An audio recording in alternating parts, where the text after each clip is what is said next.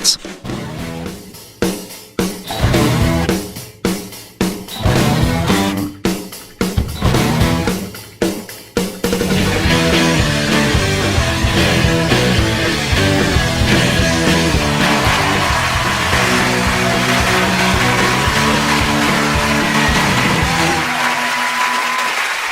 evening and welcome to a very special edition of previously unseen clips from this series of Would I Lie to You? Joining Lee Mack tonight, Joe Brand, Aid Edmondson, James Acaster, Mark Bonner, Sarah Pascoe, Steve Davis, Ore Aduba, Carrie Lloyd and Gabby Logan.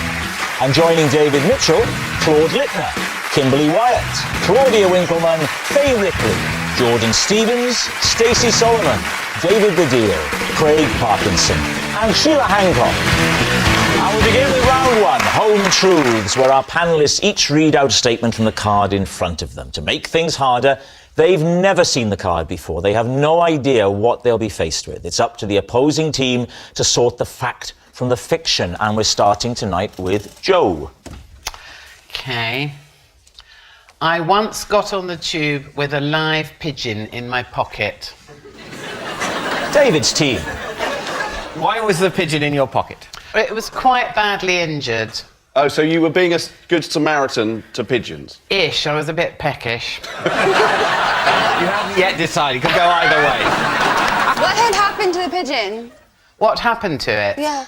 Went very nicely with some roast potato.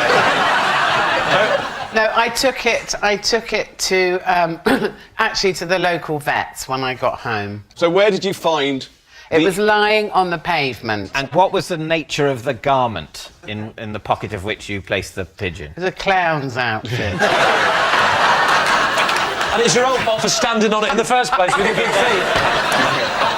It was a duffel coat. A duffel coat. But did you think about just carrying it, or did you think, I'll put it in my pocket?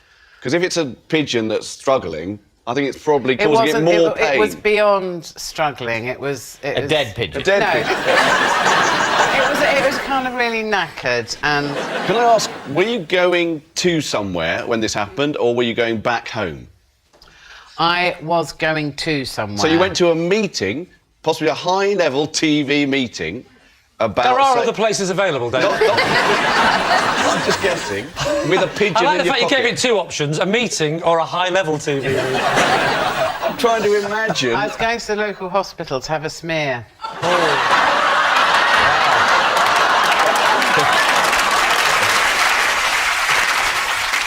While it was in your pocket, did it start flapping?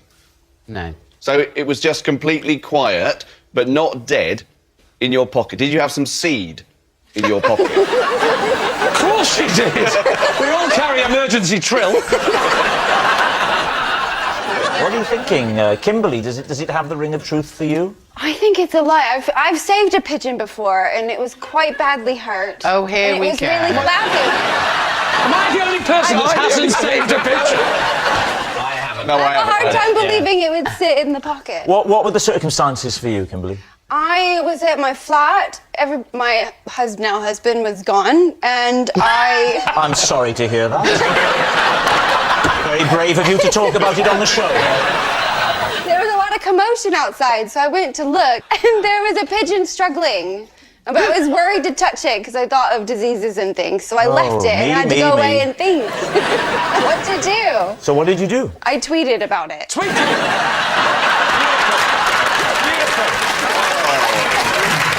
Did he tweet back? Well, somebody did, and they sent a cab to get the pigeon to take it to the Wildlife Foundation to save it. I really don't believe this. So what are you thinking, David? Well, Kimberly, what do you think? You think it's true? I think it's a lie. You think it's a lie?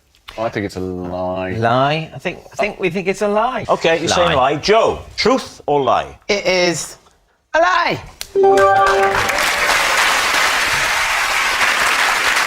Claudia, you're up next. Good. It once took 4 people to rescue me after I got stuck in a baby's cot. Lee's team. Right. First of all, how old were you? I was a grown-up. Why were you in a cot? Well, because I was trying it out, just to see how it felt. Did you not have a cot when you were a baby? I did, but I couldn't remember what that felt like. So was it in someone's house? Wait a second. No, it was in a cot shop. Showroom. Yes, it was in a show. Thank you. Were you thinking of having a child? I was pregnant. Are you very pregnant? I was at the time? pregnant. And so I was there and I thought, I can't buy a cot without trying it. Like, you know, you need a test drive of beds. You know, I'm glad you weren't buying a potty. How did you get in the cot if you were so heavily pregnant? Yes, good. Excellent. Well, there were ridges, you know, bars on the side of the cot, and I sort of just wheeled myself in, and then it was embarrassing. Wheeled yourself in? Frontwards. Yes, so like a dive, like a swallow dive. But those things usually come down, don't they, at the side a bit? You can sort of move them down. That's what I did. What I did. Oh, okay. On the side of the cot, I don't know whether you're aware, they have a little I'm aware, because I just told you. Yes. Good. And I just got it down and I got in the cot just to see how it would feel. And then did you put the bars back up again? I can't remember. You must have done, otherwise you wouldn't have been stuck. I did. Exactly. Was it? It's like you were there. And then how did you get out then? Did somebody help you? The people had to help me. People. In the cot. Exactly. Who were these people? Well, they were just the people who worked in John Lewis. 4 people's a lot. Or maybe it's just a good service at John Lewis. It is a good shop. And I think you've got 2 fragile things. You have, you don't want to hurt the woman who's pregnant. Cough. Yes. And maybe mentally ill. And then, and then you have the other side of it, which is you've got a product that's on display. Yeah, it's for sale. You don't want it to be... Let's not forget the unborn baby. And the tiny baby. So what do you think, Lee?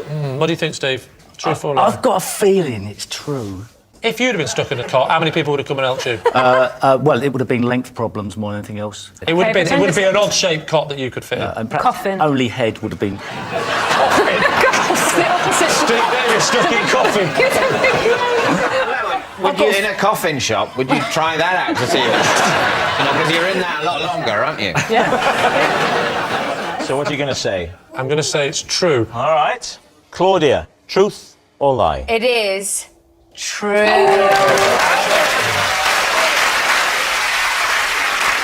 Claude, you're next. At a recent party, I rendered Lord Sugar's pet parrot mute after I pinged it on the beak with a champagne cork. Please, team. Talk us through the incident. Well, I spent quite a lot of time with Lord Sugar, as you can quite imagine. Why? Why? Because we're pals. Your pals?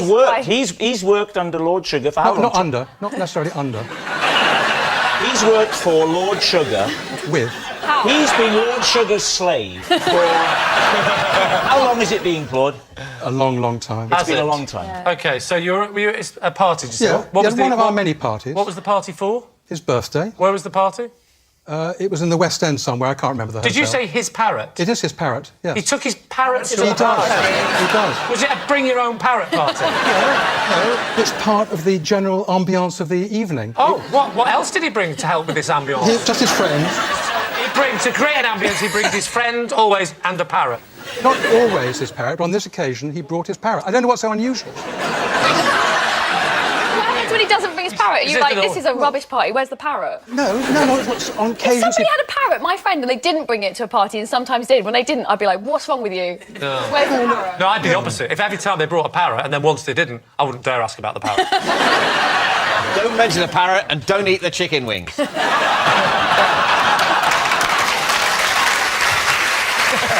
So talk us through the incident. Okay, so what happened? You get the champagne bottle. No, I wasn't getting the champagne bottle as such. I mean, what actually happened You were bringing the was... champagne for Lord Sugar. You'd already been going around the room saying red or white. Red or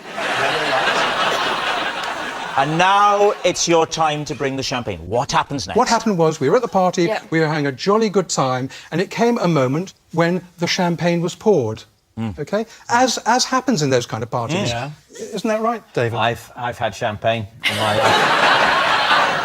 I thought it was a bit of a joke. Of a joke. I thought I'd just kind of put the cork onto the parrot's beak. Oh, you it's a threw bit of a joke. You threw it at the parrot? Like that. Oh, you kept it in your hand? Yes. That's even more vicious by keeping it in your hand. No. A punch with a cork. This talking parrot, what does it normally say?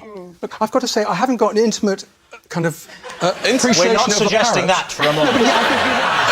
You said you rendered it mute, is that correct? Well, look, for those few moments, it didn't know what had hit him. But what was he saying before you made him mute? Pretty sugar, pretty sugar.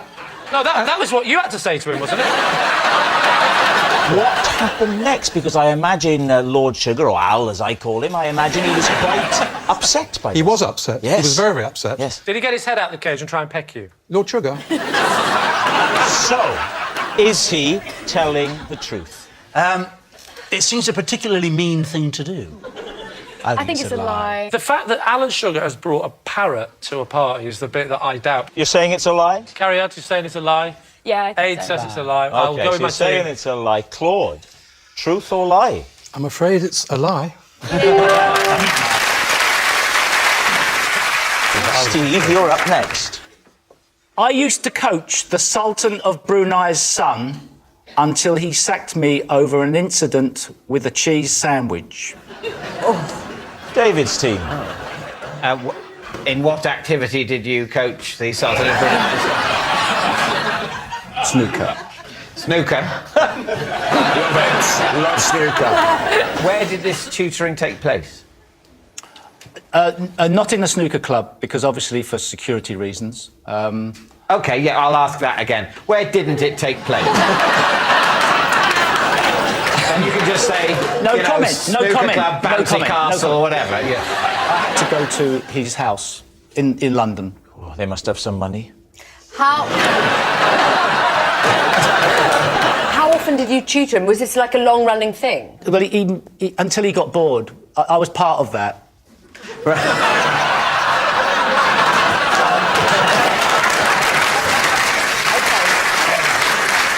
Now, you mentioned a cheese sandwich. What's Yes. the significance of that? So one of the things I used to do was to give myself a reward when I did well. So Yeah. if I made a 50 break or a 100 break, Yeah. then I could have a cheese sandwich. So Yeah. I thought I'd try and teach him the same values. So what would you ask him to do in order to obtain a cheese sandwich? Pot 3 reds, 3 blacks. What, in a row? Well, that's usually how you play the game. No, yeah. And his reward was a mini baby bell and a roll. I asked him what was his favourite food, and he said cheese sandwich. That's the son of the Sultan of Brunei's favourite food is a cheese sandwich. Well, it's because he probably tires of all the Caviar. unicorn liver pate. And We need to find out why you lost the job, because it was part of this cheese sandwich. I think he'd never been told that he Well couldn't done. have a sandwich before. So he did consent to do all the potting before he'd eat the cheese sandwich. Yes. But then there was an atmosphere. Steve, when you started coaching to when you were dismissed, did you see a significant improvement in his game? Oh yeah. Did you have... 6 times world champion.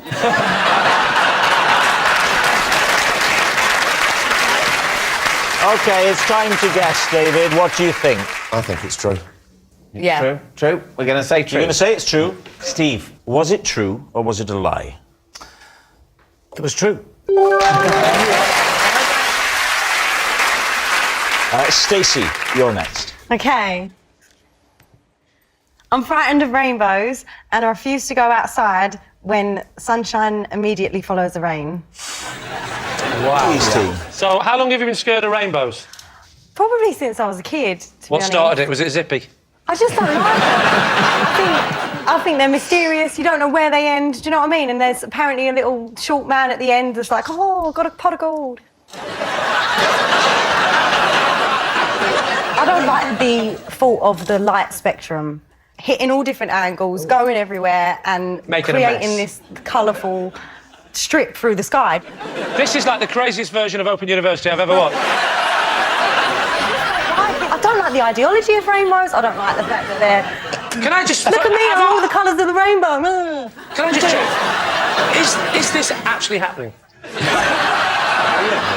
I didn't think Stacey Solomon would come on and go, I don't like the ideology of rainbows.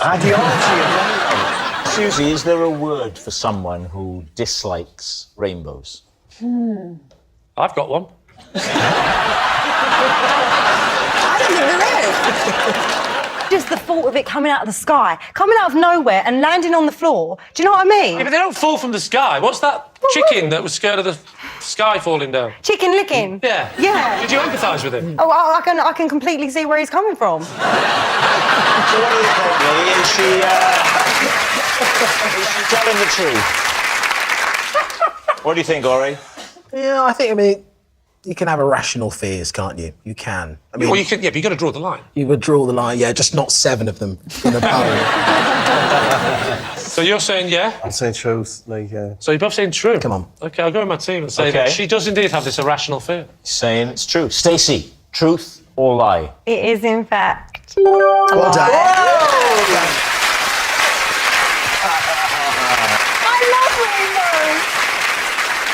Faye Ripley, you're up next. Right. I was once investigated by Interpol after a holiday romance with a water skiing instructor. Lee's team. Where was he a water skiing instructor? Corfu. What part of your life was this? What year was it, let's say? I don't really remember, but I would guess at mid-20s. The 1920s? I was young enough to go away with my parents. I was on holiday with my parents. So what was his name? Fanos. Fanos? I'll tell you why I was already doubting that. You just happened to look around the studio and there's a fan over there. I'm thinking his name could have been Camera Os, Audience Os.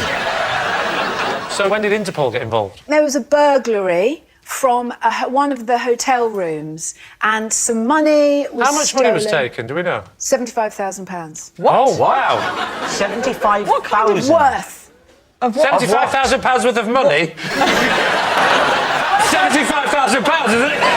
Of jewellery. They thought that at the airport, when we were waving goodbye, he had passed me the goods. They were suggesting I was some kind of donkey. I think it's a mule, isn't it? Not a donkey. Is it?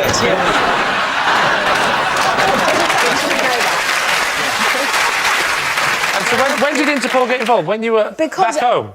Yes, I was playing a record in my flat, and I left to go and get something from the shops, and I heard the record coming out of a van outside my flat. Have I had a blackout because I don't know what's going on now? Is it just me? Is it just me that's not followed? Faye means... What do you mean? I think she means that Interpol had bugged your flat and you heard a recording of the inside of your flat from the Interpol van. Do you know Fanos? All over this story. What was the song? It was a Barbra Streisand song. It's from Yentl. It didn't do very well. What was the song? Papa, can you hear me? Oh, a lovely tune, that one. That's lovely. But not on Yentl. It so is. It certainly is. That was a test.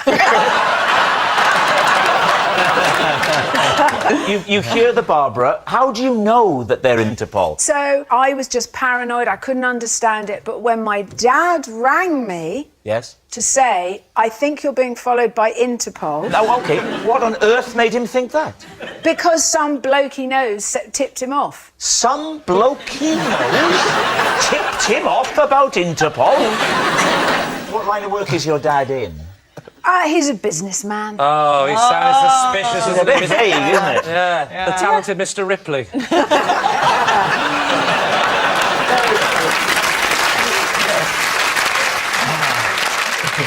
From what you know about Fanos...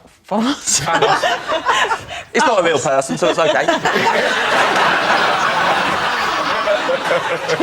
Do you think he was capable of committing that kind of heinous crime? Well, I suppose I loved him. He was... Can you describe the moment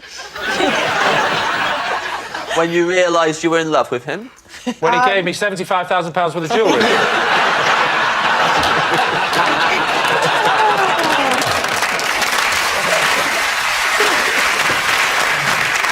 So what are you thinking? There is an essence of truth for me. What, that she once went on holiday? I think that Faye is lying. From the start, she looked like she was riffing it, and then very quickly had a look in her eyes of someone who's out of their depth. And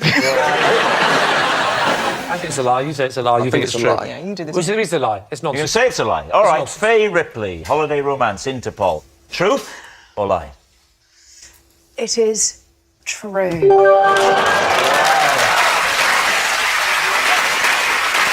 Mark, you're up next. One Halloween, I was quizzed by the police while dressed as a caveman because another caveman had just robbed an off-licence around the corner. David's team. It's an unsuitable costume for Halloween, isn't it? I thought you dressed as witches and things Well, on you Halloween. used to be that way, but then the Americans made us do it where we dress as, like, Scooby-Doo. We and didn't things. used to have Halloween. No, exactly. What we used to do is celebrate the burning of a Catholic. Do they celebrate Halloween in Scotland? Yes. Do they call it something else, like Halloween? Why had you selected a caveman outfit? I had very little money. I was a student. And it was kind of all I could cobble together in the house. So what had you done? I had a throw on the couch, which was kind of one of those polyester fur things, which I'd wrapped around myself. I'd made sure I was wearing pants. Hold on.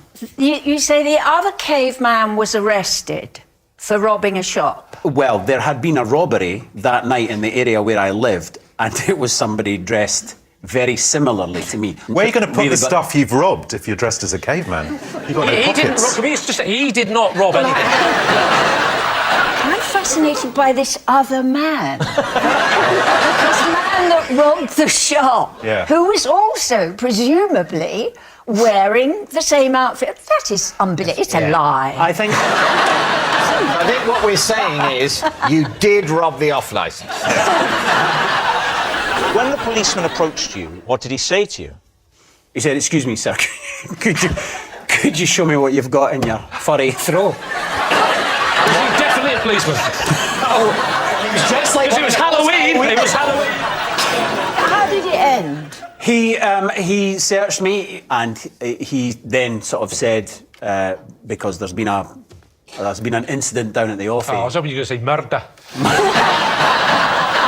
There's been a murder down at the office.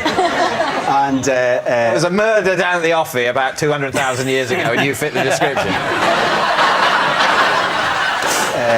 Yeah, so he let me go. He let me go, essentially. So, what are you thinking? I know what Sheila's Oh, thinking. definitely. You think it's A lie. a lie? Definitely a lie? I think he might be telling the truth. True lie, true lie. Lie. They're saying it's a lie. Is it the truth, or is it a lie? Well, I'm sorry to tell you that it is, in fact, a lie. Jordan, you're next. I missed Kanye West's entire set at Glastonbury because I was trapped in my sleeping bag. Lee's team. When you say trapped in your sleeping bag, I'm picturing a sleeping bag as something you can just sort of, if it doesn't unzip, you just crawl out the big end at the end, the head end. What's it called? The hole? The orifice. The orifice. I just call it the orifice of rest. Yes. It was one of these sleeping bags where you can zip up your whole... Oh, your head was in it? So you had just your little face showing? Well, no. That's a sort of CSI use that kind of sleeping bag. Where does the zip go on the sleeping bag? So it's like you zip up and then... and all the way down? Yeah, but then it comes to a point. So you've gone in, you've zipped all the way down, up and down it. I'd basically got in, and at some point I'd got like a piece of material caught in the zip.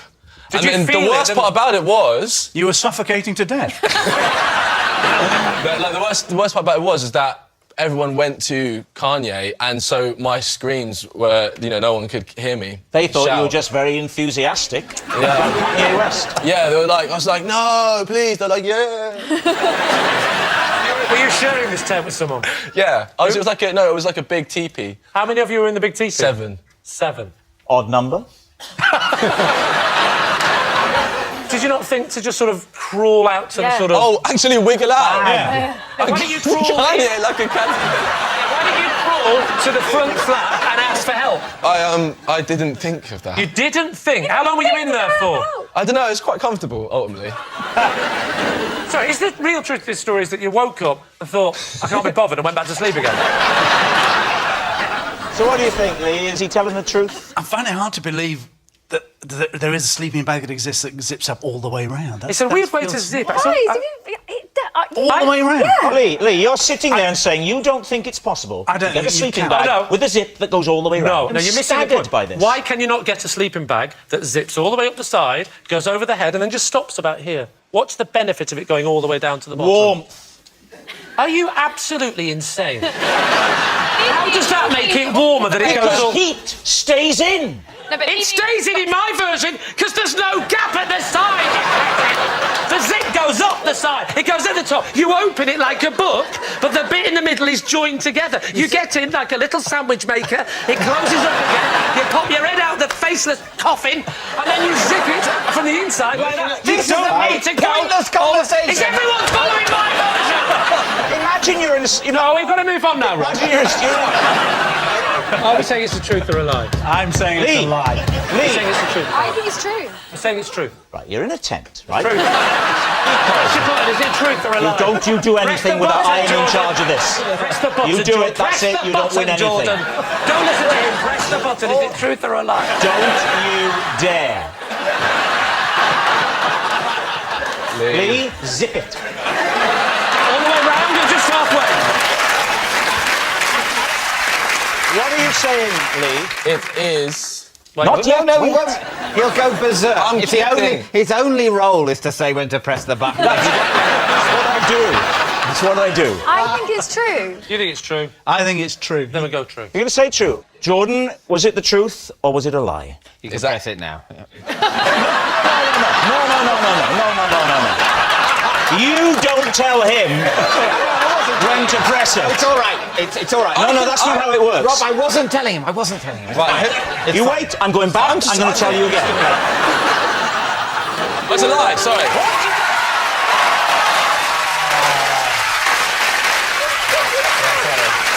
Well, that's all we've time for on this special edition of Would I Lie to You? Thanks for watching. Good night. Frank Skinner holds the keys to Room 101. Watch the latest episodes now on BBC iPlayer. Next, here on BBC One, Miriam Margolyes meets an all-women gang of American bikers on her big adventure. While on BBC Two now, the art crime of the century, stealing Van Gogh.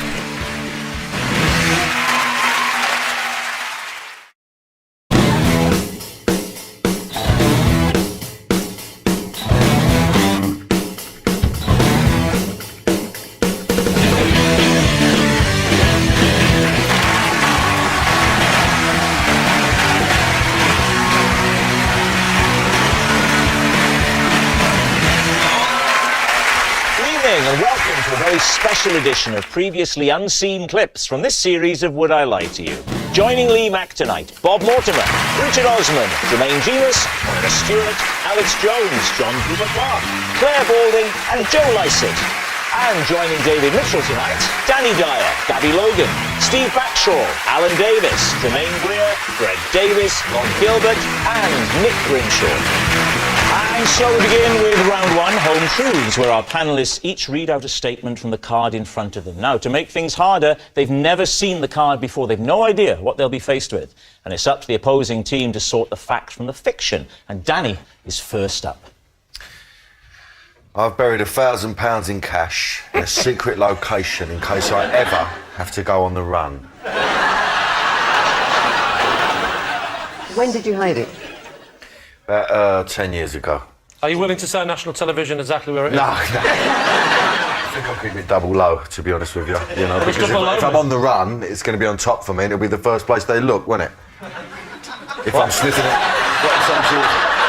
Not that I'm going to be on the run. I'm just saying that, you know, I've buried a bag of sand, which is £1,000, right? Right. Somewhere, in case it comes on top. What does that mean? Somewhere? No, on top.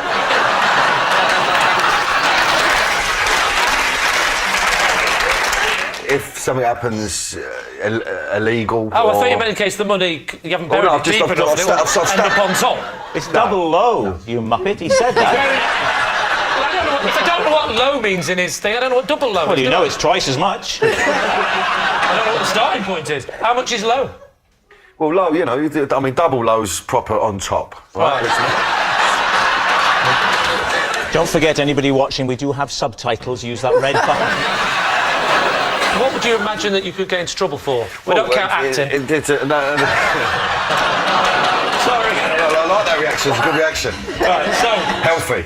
So, what kind of thing could you get into trouble for? Well, numerous things. So, you know, you need to just have a little stash somewhere. Daddy, can I just check? Is this for crimes that are not crimes? I'm not talking about crimes. I didn't say crimes. No. I didn't say crimes. Is this for murders that have taken place previously or things that might happen in the future? Are you asking Danny to confess to crimes? All right, so do you think you might have to move abroad to start a new life? Well, not abroad, Margate or something like that.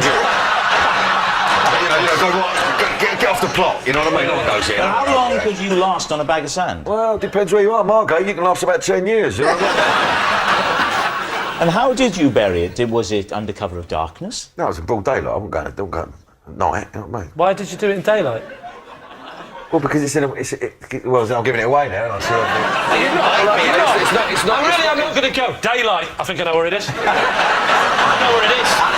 It's somewhere outdoors. I'll go and get it.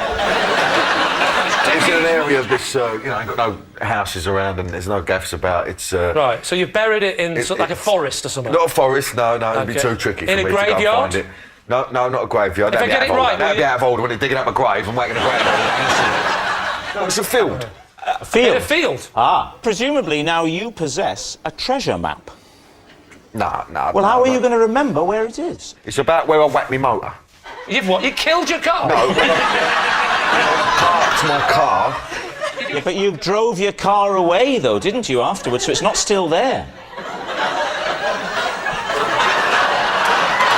You do know that when you got back in the car and drove away, saying it's by the car is no longer a help. I parked my car next to something that I will remember. Ah, now, so you drove... What is that thing? I'll tell you what it is. Good. No, I don't want to know. Why? Well, it might be next to a sort of Norman Wisdom statue, you know, and there's only... There's only a few of them knocking about, is what I'm saying. It's not near a Norman Wisdom statue. It's not... No. You can't expect Danny to give away the location on television of where his bag of sand is. So for a minute then, I really thought I was in some gangster film where he's gone, I've whacked it off and buried it in a Norman Wisdom statue. Have you been back to check on it, to check it's still there? No, it'd be stupid, wouldn't it? You know, it's there. No one's going near it, I know that. It's impossible to find.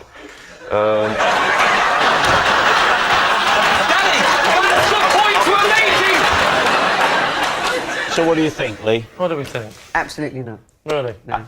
I say it's a lie. 1,000 wouldn't have been enough. And I say it must be a lie. You're going to say lie, OK. Danny, truth or lie? It's a lie, innit? Come on. Claire, it's your turn. The first time I went to Germany, I knew only one German phrase. And bizarrely, an accident occurred which required me to use it.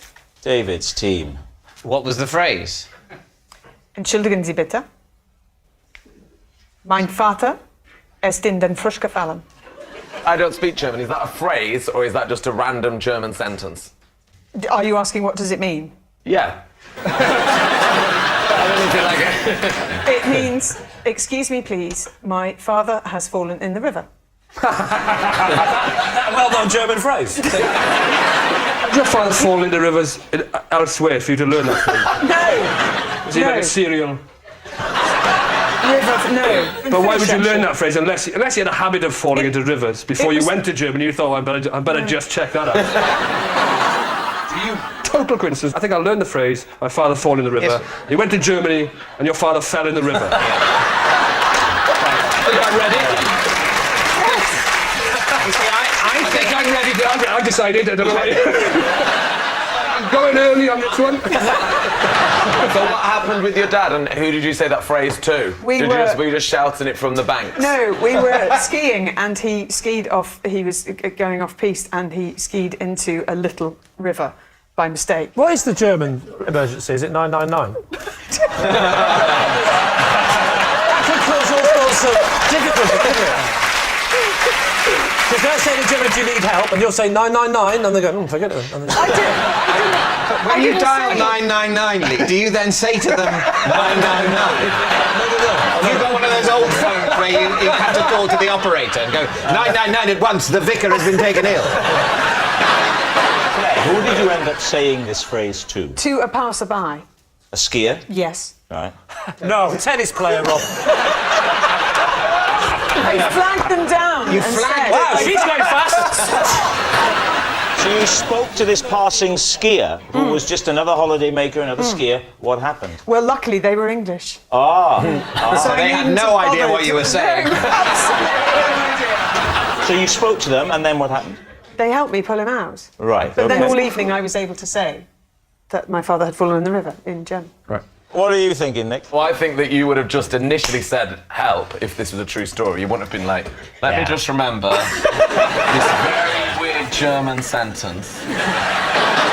I'm not sure, but I find it hard to think ill of Claire Balding. I think she's telling the truth. Oh. No, if she's lying, it wouldn't reflect badly on her character if she's lying. It's Even within the parameters of this game, I still don't think she would. So, what are you going to say? Lie. Lie for me. True. True, absolutely. I think lie. You're saying lie. Okay, they're saying it's a lie. Claire, truth or lie? Would I? It's true.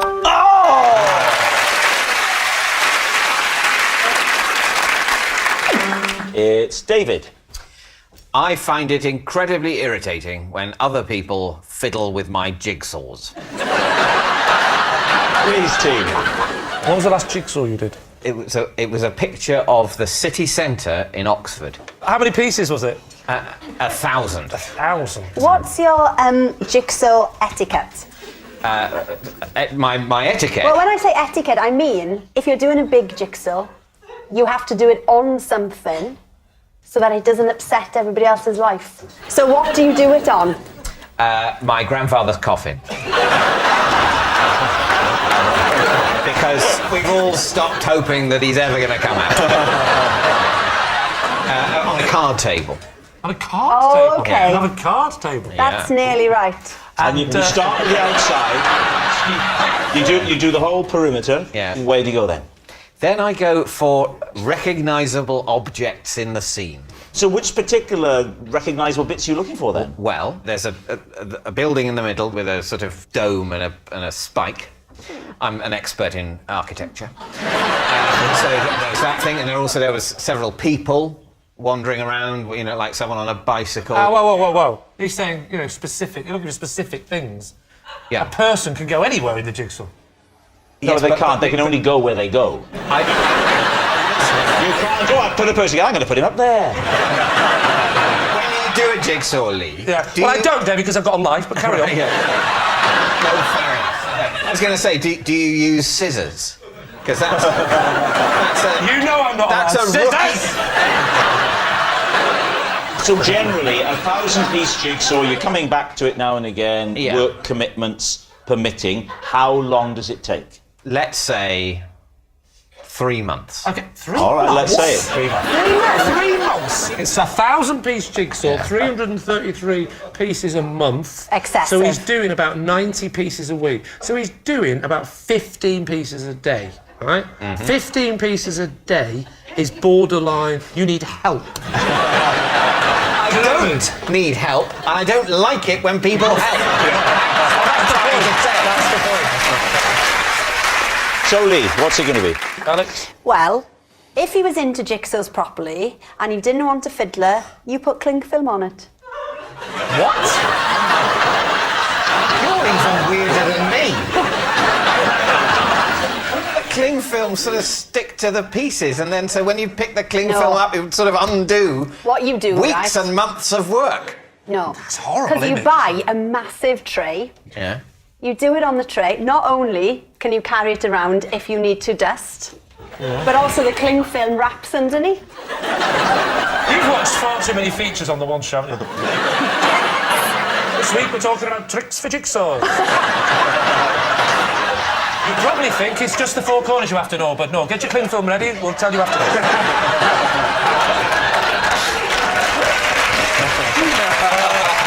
John, do you think it's...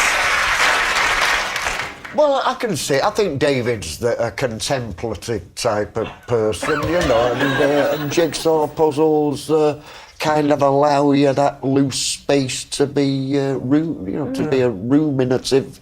It takes you to a ruminative place that you wouldn't otherwise enter in the normal run of events. Well, just to clarify, is it true or false? True. Go, true. OK. You're going to say true? OK. David, truth or lie? It is true. It's Bob. I have a possession. There's a box. Take the item out of the box. That's it. Pop it there and then read the card thus. This is the cushion that I used to carry my pet owl around on. I would have brought the owl, but he escaped last week. David's team, what do you think? What kind of an owl was it? Oh, yeah. Tawny. Yeah.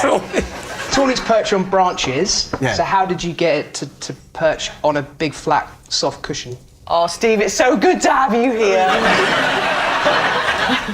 How did I? Is there a problem here, Steve? Here are the tally marks. I have a rare breeds farm near me, and they had to get rid of a tawny owl that was injured. It couldn't use its wings, and I shouldn't use the words, it couldn't use its bottom. For doing what? For poo-pooing. What did it use? So, as a trustee of the organisation, because it's just down the road from me, in Warehorn, I agreed to have... that I would look after it. It actually had what you would call a colostomy bag. No, you would. We'd call it a colostomy bag. I said it. Yeah, we wouldn't have picked it up, but you did specifically say that's what we would have called it. I thought I'd better address this because we really wouldn't. Steve, is an owl's colostomy bag called a colostomy bag? Yes, it is. You wouldn't really need it because the majority of kind of solid fecal matter with an owl comes out of its mouth. Yeah. No, we're dealing with a very sick owl. No, I'm sorry, I sound aggressive there. But I can see... No, he's escaped now, and I can see his little face. We were given a pipette with what was owl nourishment. So you had to feed it with a pipette? Yes. And how did it stand on the cushion if, as Steve says, it needs a perch? It was fine, just so... I've clearly not made it clear. This is an incredibly sick bird. You can't judge it by the normal tone. This is just a lump of meat and feathers. There's just hanging on in there. But the thing still escapes. Yes, actually, I suspect it was killed by my cats. Why did this owl sanctuary, when it has a sick owl, why didn't it look after the owl itself rather than give it to a local celebrity? Because With a cushion and cats. I'm very closely associated with it. Sorry, my client would like a minute. You had clearly said to them you were going to nurse it back to health? No, that was never going to happen. It's palliative care. Palliative care. It was palliative care for the owl. A hospice for the owl. For the owl. And we had some decent times. Did you have a name, this owl? We called it... Did you? You called it... It's alright, you're upset, Bob, I can tell. If you need a minute, it's okay. But what did you call it? Sorry? What did you call it? What did we call the owl? Yeah. Well, we called him Mavis. What did you feed it with the pipette? It was described to me as owl, as owl nourishment. Everything. You just take bowls and put them in a liquidizer. Steve, I can't impress on you. No sugar out of it. It's just a lift and lid. It wasn't perched then, it was reclined on the cushion. That was its... That's its... That was its deathbed. We'd have like a broomstick or something and just hold it and throw it out. And what have you told the Owl Sanctuary? What have you told them? Because they must have been upset. No, I told them he's passed away, yeah. And they said, well, that's fine. We knew Mavis was going to die soon. That's why we gave him or her to you, a comedian who lives locally, to keep on a cushion in the same room as some cats. My client would like to change his plea.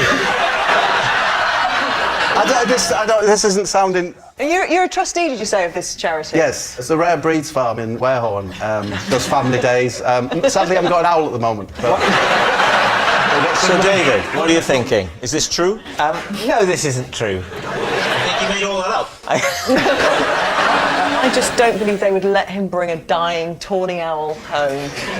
No, I don't think so. I think we're saying it's a lie. I think you are. But yeah. and I think that's the Rare Breed Centre probably needs to look at its working practices if it happens to be true.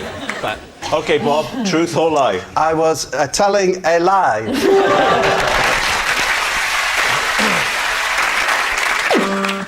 It's Jermaine. Possession. Possession. Now then, there's a box under the desk, Jermaine. Here is could you read the card first and then take the item out and pop it on the desk, please? This is the bag I wear on my head to carry my shopping home. All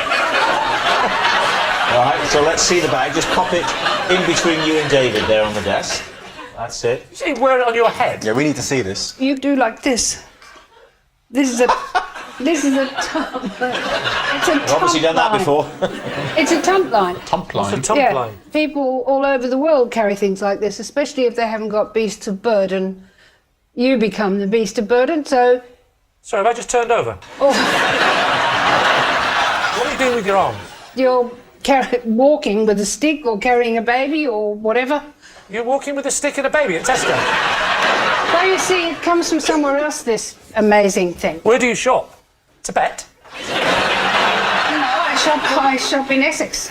You come over here, Jermaine, if you would, and I'll tell you what we'll do. I will be working at the local supermarket. I'm the new young checkout boy, and it's good that you're getting some practice in. And I'm checking. Right, is it ready? Okay. Yeah. Here we go. Get ready. Get ready. Beep. There you go, love. Beep. Some oranges, I see. Lovely.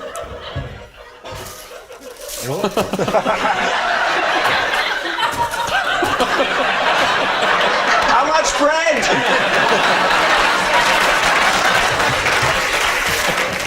Can I just ask a question? At this point, are there people in the queue looking at you face on? In the supermarket, you got your trolley. Then you get to the checkout. Then you get to the checkout. Come on, hurry up.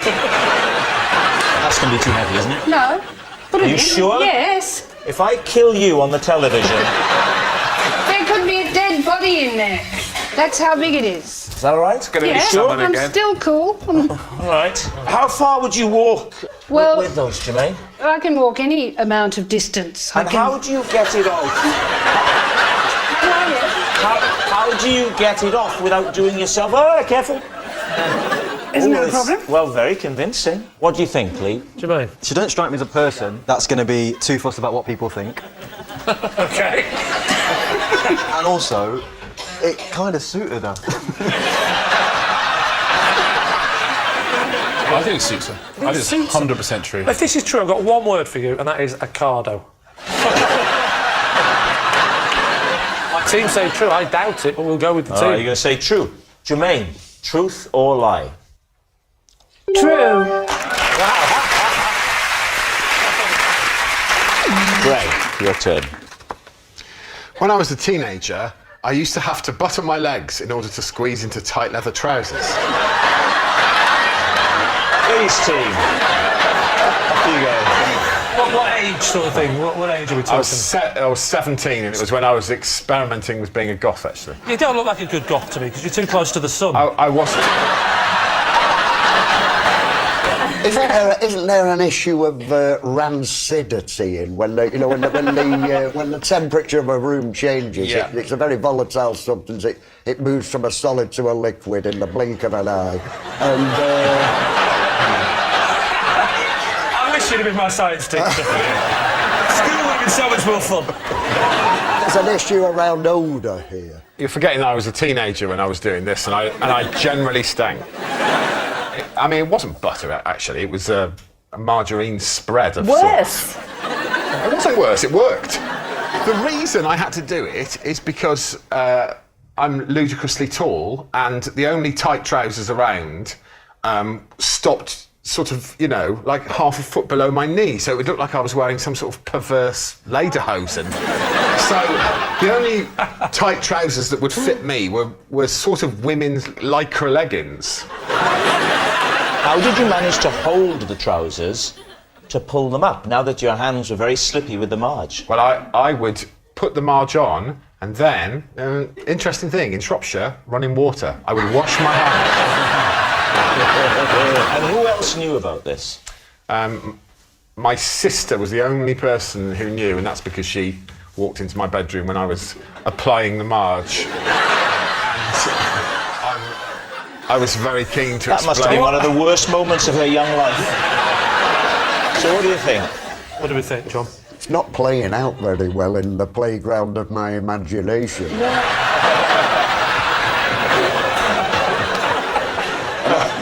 I think that's the most wonderful way anyone has said lie on this show. Oh, I really want it to be true. It is true. Because to see you in a woman's legging would be magical. Oh, well, you just call me. Doubt serious, because we've gone from leather to lycra and butter to margarine. No, they were leather. Yes. No. They were leather effect. You didn't ask me. They were a sort of leather effect trouser. I can't believe it's not leather. Yeah.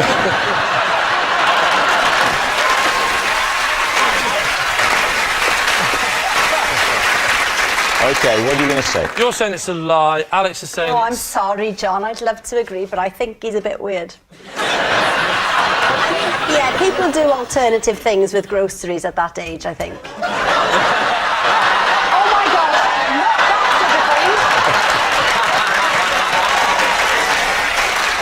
not that I've got John to say it's a Safer. lie. Say it's a lie. Yeah. OK. Greg, truth or lie? It's a lie.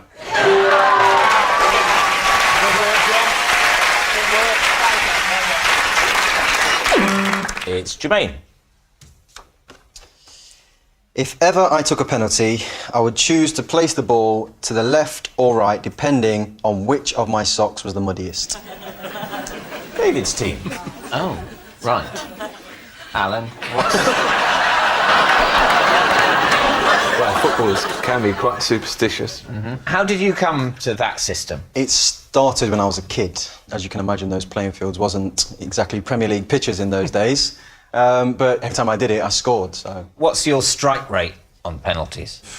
90%. And what's the average? How many penalties? What's the percentage of penalties that go in? Alan, you take the questions, mate, come on. It's quite easy, this football pundit lot. Gary, you say it. I'd like to ask if, when your socks are very, very muddy, one foot is heavier than the other. No, if the mud's on your boot, then it would tend to be heavier, but not the sock. Is that something you're just interested to know? No, it would be nice to find a sensible reason for scoring with either foot. It's not the foot. No, let's be clear about it's this. always the Jermaine. same foot. Yes. All right, David, I've got it. Oh, I'm sorry. It's not different feet. It's different... Suddenly David's become Alan Hansen. I found something I knew I understood. It's same foot, different corner. I didn't listen properly. I beg No, your that's pardon. your problem. You don't listen. What are you going to say, David? This sort of rings true. Did you play football as a... I know you don't play it now professionally, Yeah, I had but... to play a bit. At school? Yeah. I hated it completely, but I was usually sort of put vaguely in defence. So that I'd be sort of standing there coldly. Some of the and then bigger ball boys would go charging down they towards charge you. past me in the goal, then it goes back to the middle and you get a bit of respite. What what time was chess club due to start? And yet I wasn't very good at chess, so, you know. Really? Yes, a pathetic physical specimen, and intellectually not that creative either. You know, but thanks to the way the media selects people for prominence, here I am! OK, so what are you going to say? Has Jermaine Genus been telling the truth? What do you think, Jermaine? I think it is true. True? Alan? Yeah, let's say true. True. We're going to say true. You're going to say it's true. OK. Jermaine, truth or lie? It's a lie. Well, that's all we've time for on this special edition of Would I Lie to You. Thanks very much for watching. Good night.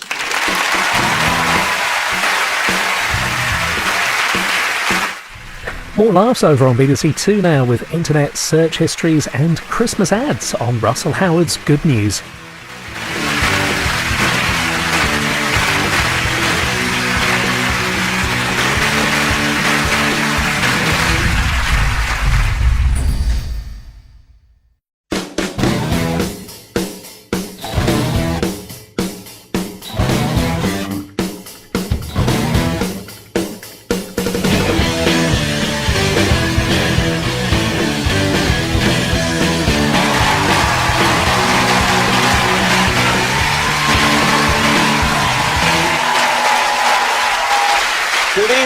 Welcome to a very special edition of previously unseen clips from this series of Would I Lie to You? Joining David Mitchell tonight, Claudia Winkleman, Nick Robinson, Nadia Hussain, David Hay, Ramesh Ranganathan, Catherine Ryan, John Simpson, Professor Kate Williams, Michael Smiley, and Jason Manford. And joining Lee Mack tonight, Bob Mortimer, Mel Gedroach, Harry Shearer, Brian Blessing, Diane Morgan, Martin Kemp, Sarah Cox, Hugh Dennis, and Tracy Ann Alderman. So we begin with round one, Home Truths, where our panellists each read out a statement from the card in front of them. To make things harder, they've never seen the card before. They've no idea what they'll be faced with. It's up to the opposing team to sort the fact from the fiction. David Hay, you're first up tonight. Possession. Possession. There's a box under your desk there. There's a little card in there. Yeah. Just read the card first and then show us what's in the box. This is a dog toy I chew to release tension before a fight. Right, now pop the toy on the desk, put the box back down. Do you chew this every fight? Before every fight, yeah. Yeah. It's like day of sort of situation. Do what you do, David, before. Imagine it's before a fight.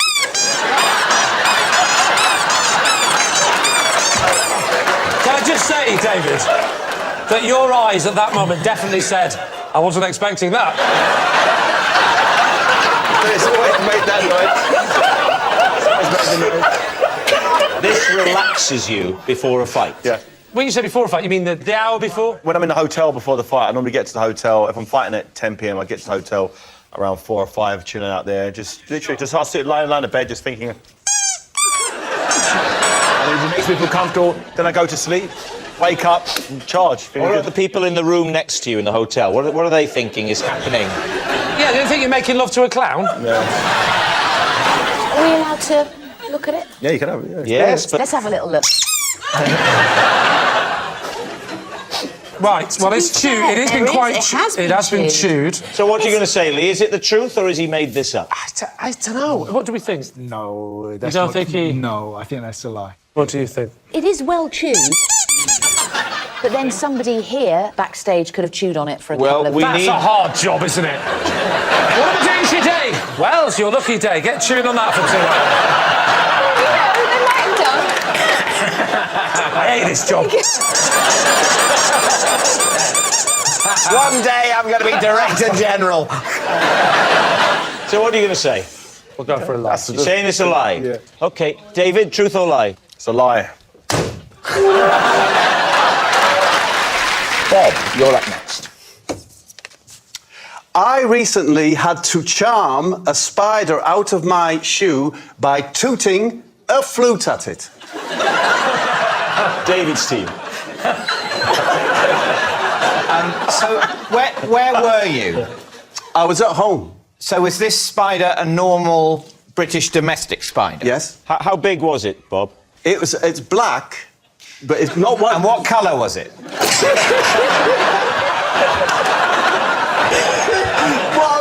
It's not the ones that have got a little body and big long legs. So it wasn't the type with a small body and long legs? No. What type was it? You can work the rest out yourself, surely. Big body, small legs. Was this a gerbil? That's a bird. If it had been a gerbil, I'd have used a lute. Honestly. It's actually just a very everyday situation. My wife doesn't like spiders, very scared of them, and it's kind of my job to get rid of spiders. I don't like them either. I'm not going to use my hands or whatever. No, you wouldn't. Can you mime the blow moment? Don't fall for this. Sorry? He gets me with this every week. Don't fall for it. I've got just the thing for you if you haven't got a flute. Close your eyes. Don't fall for it. Do not fall for it.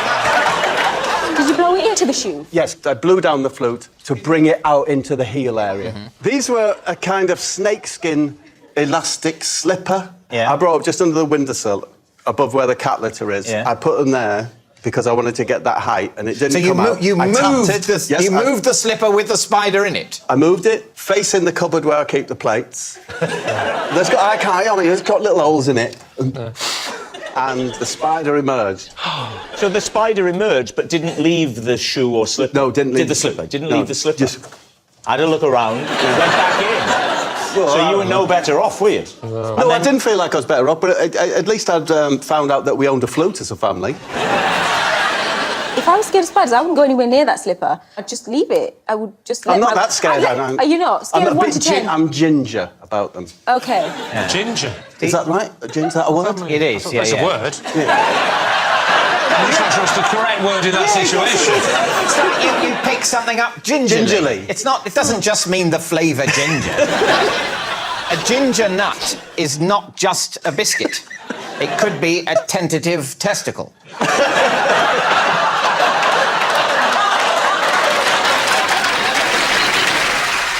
Do you now know who the flute belongs to? Yes, of course. It was my son's flute. Your son, is he a flautist? No. We hoped he would be, but he could never find the flute.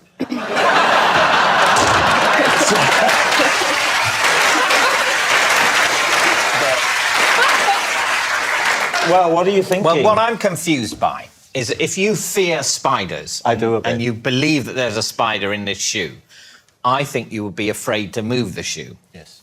Not at all. I also think you would have worried about, as you go to take the breath to blow it, you accidentally breathe in. Yeah. I don't have to breathe in to breathe out.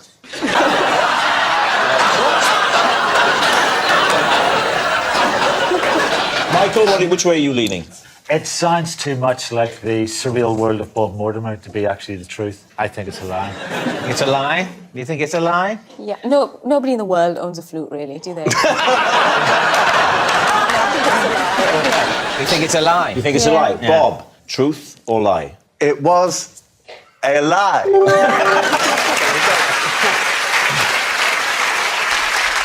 It's John. Okay. I once saw a 6-foot goldfish in the jungles of South America. Lee's team. Were you working? I was working. What were you doing? I was filming this village, this tribe, and they made me drink the hallucinogenic drug. Are you telling us now that you imagined you saw a 6-foot goldfish? Yeah. Oh. Well, I don't think I imagined it. I mean, he spoke to me. It can't have been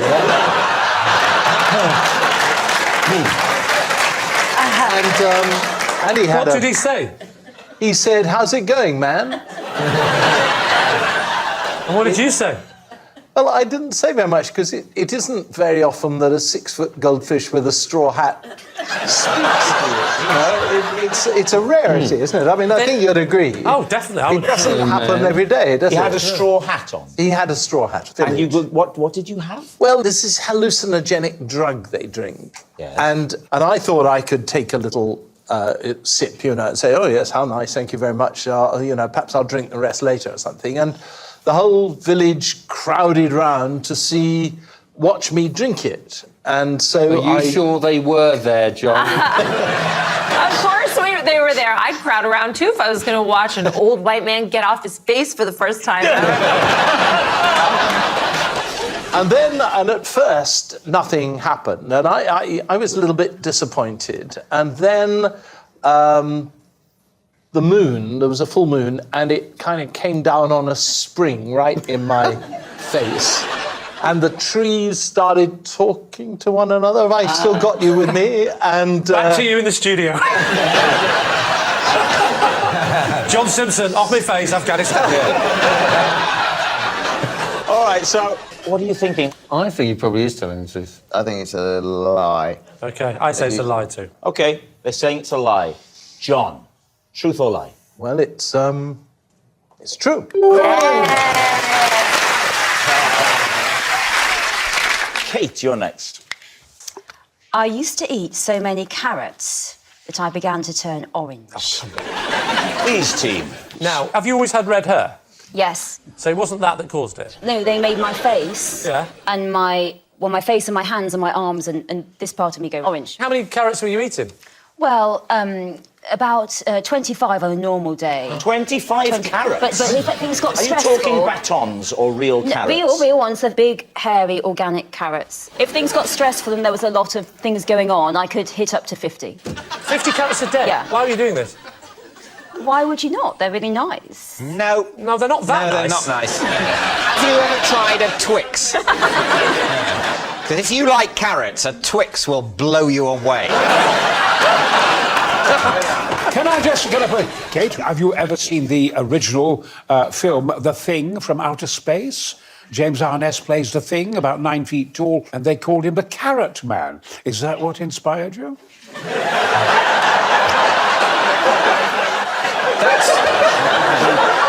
That's what I call a very specific question. I'll tell you, Brian, I did drink a lot of tea. I used to drink 25 cups of that. And I had to stop. And in place of the 25 cups of tea, I ate carrots instead. So carrots were your tea methadone? And what did you get off the carrots with? Heroin. And as soon as you stopped, it stopped, did it? Well, it was a fight, Lee. It was a fight to give up these things that I'd loved. But they're not addictive carrots. They're not like How tea. do you know? They really I'll are. tell you I know, because I have a few and that's enough. So I know that's how you tell yourself you haven't got a problem, Lee. So, Lee and team, what are you thinking of this? Could she be telling the truth? Kevin. I think it's the truth. OK. Brian?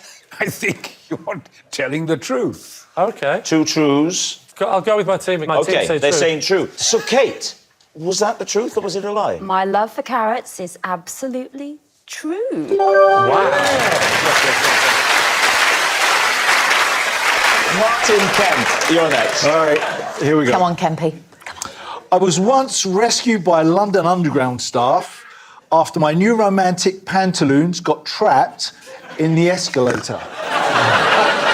David's team. Can you describe the pantaloons? Well, pantaloons are like, Always standing up. in those days, they used to come up to about there, up past your ankles, and they would kind of bend out like this. And like pirates' trousers. Yeah, kind of like pirates' trousers. And you was on how long ago was this? 1980s. Really early, though. This is before the band started. So it was while I was still going to the Blitz, which was kind of like... What, the 40s, surely?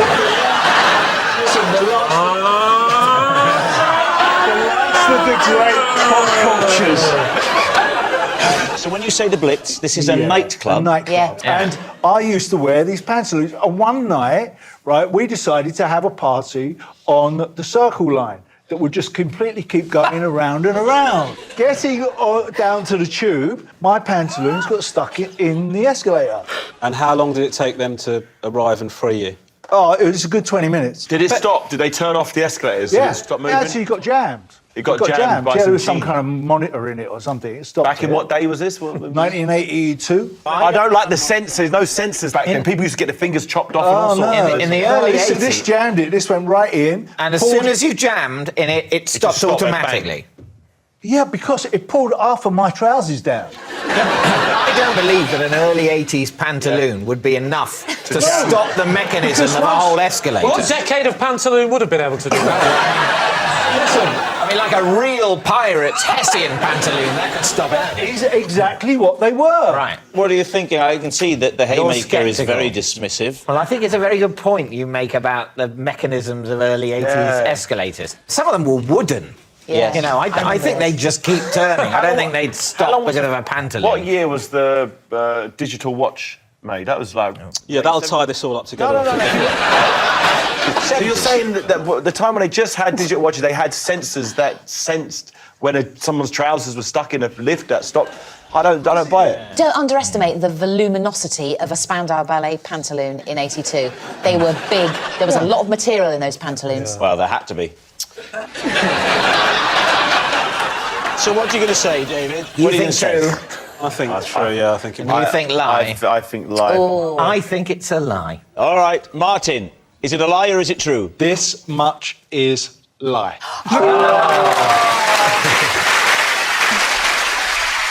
David, you're up next. I've yet to find the courage to make a contactless card payment. I considered it once, but decided that full PIN entry was the safer method. Please, team, what do you think of that? What do you fear, David? Well, it's a security risk, isn't it? Why is it security risk? Well, because you don't have to put in your PIN. The only security that's relevant is Yeah. that you know it's you. If you know it's fine, contactless and the PIN's the same thing. But who among us can be sure of who we really are? Where did you consider using it, David? I've considered it a few times in a few places, because sometimes people suggest it, which I think's rather forward. So they suggest you say, I'm sorry, am I keeping you? You know, you haven't got time for me to enter 4 digits. Do you have an Oyster card? Yes. Ah, so you're happy with contactless there? If the Oyster card gave you the option of putting in a PIN, I'd be all for it, but that's never been set up like that. Yeah. And I'm not so weird as to go into Oyster HQ and ask to have a particular high-security Oyster card issued especially for me. It's very hard to get into Oyster HQ, isn't it? Yeah. You have to take like a knife and prise it open. What have you got? You have to get past Pearl on reception.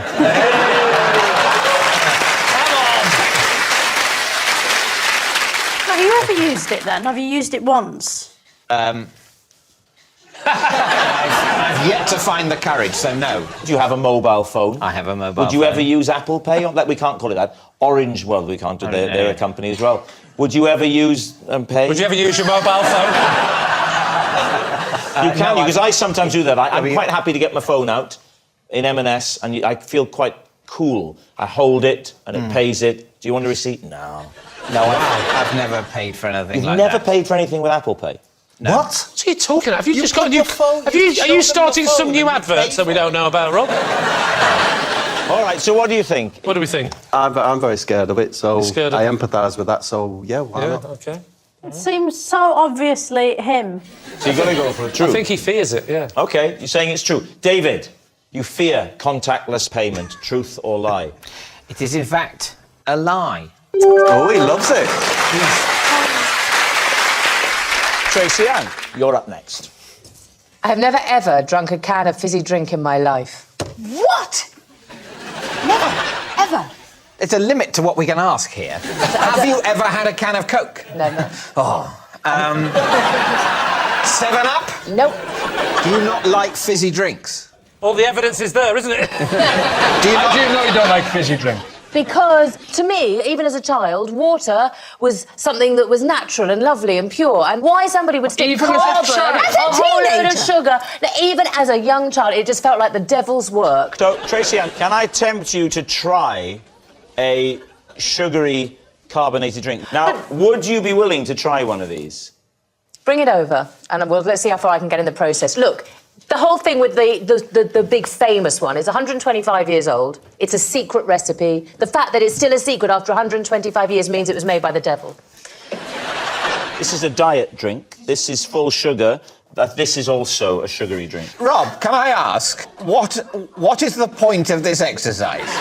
To see if I'm lying. Well, no, because you're clearly going to be capable of going, oh, no, I don't want a fizzy drink. You're not going to be such a fizzy drink addict that you can't stop yourself from going, oh, yes, I do love it. I do love it, actually. Yes, it was a lie, and I'd do it again. suppose if she is telling the truth, what a lovely opportunity. How often have you seen a grown woman taking her first sips of a sugary carbonated drink? The best thing this can be is cruel. Right, OK. Which one are you going for? That one. Right, so we can lose these two. Let's bring it here. I haven't shut your You've face. made this the most light entertainment bit I've ever seen. I'm going to lose them two. Those are the two. Those are safe. That's your boss fair on. They're fine. You're just playing now for the red cow, love. Just the red cow. Where have you come from tonight, Tracy Ann? Want to give a wave to everybody back at home there? She's gone for the red can. The red can. So this may or may not be Tracy Ann's first time drinking a sugary carbonated drink. Don't drink it if you don't want to. Yeah. You've made your point. Have I? You don't have to. Oh, I'm getting better at the opening. No, it's wrong. Can you not It's even no. sip it? I No. think that's... So, Tracy Ann, you're definitively saying that you're not going to drink. She's drinking it. Oh my God, it's everything I thought it was going to be. It's disgusting. Oh, get used to that phrase, Rob.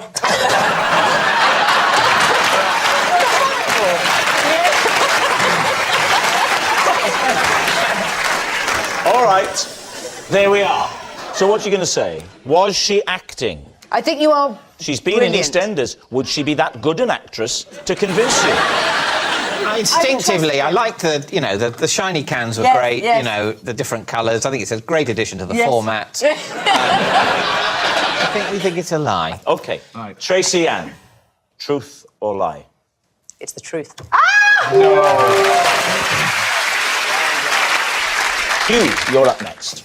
As a child, my family weren't able to have a dog, so instead we got a cat and treated it like a dog. Steve, when you say weren't able to have a dog, was there a medical reason? No, essentially there was nowhere to exercise a dog where we lived. So my parents decided that it wasn't really fair to have a dog. Where did you live? So I wasn't able... Well, weirdly, it was called the Isle of Dogs. What was the cat called? The cat was called Kiska. Kiska. Yeah. If anything, it's quite a feline name, isn't it? Well, it was a cat, of course. How do you treat a cat like a dog? You put it on a lead and you take it for walks. Isn't that exercising the cat? That is exercising the cat. I thought that was the very reason why you couldn't have a dog. You were able to exercise. Wherever we went during the day, the cat came with us. On a lead. Yeah, on a lead, but the lead isn't really long enough for a cat, so we used to tie a 30-foot washing line to the lead, and you could walk at least 30 yards. And dry your clothes at the same time. When you take the cat out in the car, what would be the arrangement in the car if you're going on a journey? Well, my dad built the cat a shelf, which went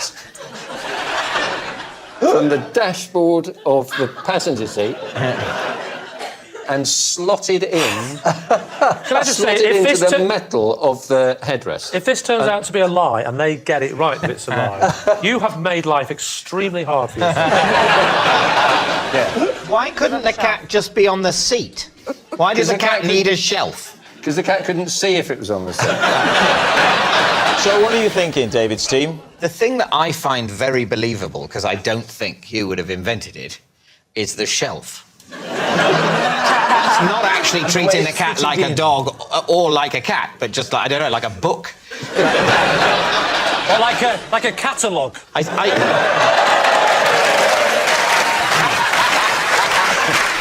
are you going to say? You think a lie? I think a lie. I think a lie. A lie? Well, we'll say it's a lie. You're going to say it's a lie. OK. Hugh Dennis, is it true or is it a lie? It is, in fact, true.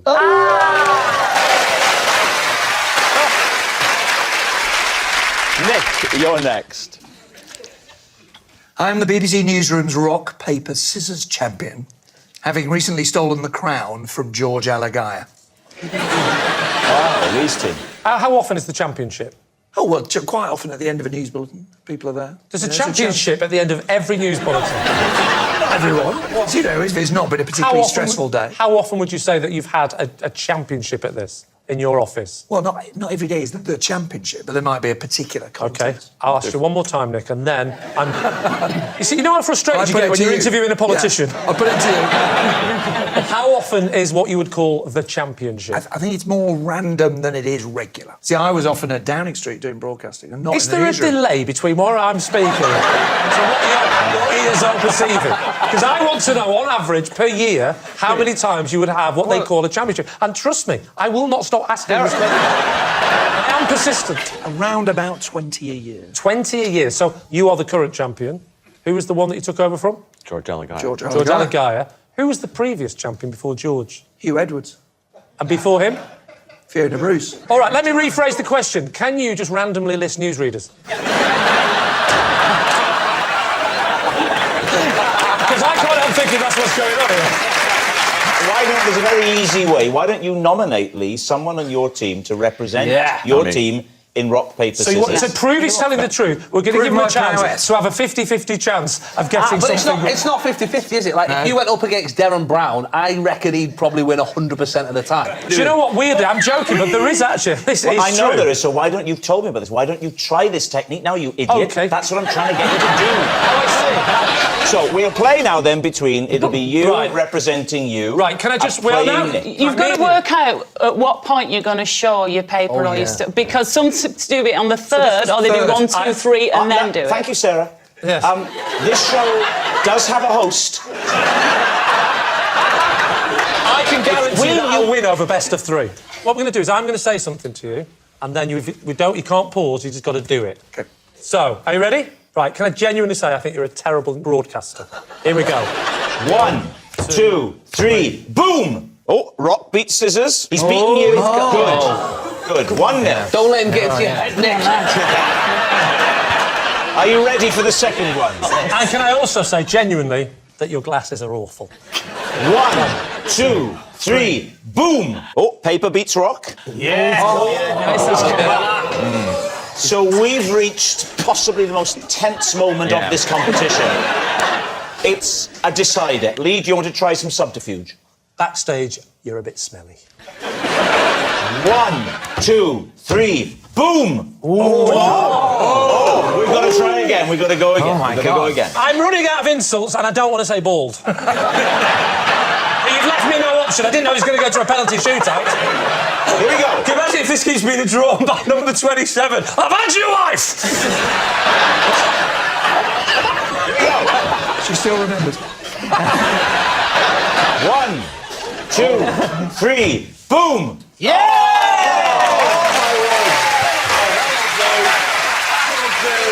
The theory still holds, because it would have to be over a longer period of time. There has been some scientific evidence to prove that if you insult somebody directly before rock, paper, scissors, they are slightly more likely to use scissors. You're saying somebody got a grant to do research on that. Well, Nick is obviously very good at it. He's beaten you. Yes. Is he the newsroom champion? OK, we'll say it's a lie. OK, Nick, truth or lie? It is a lie.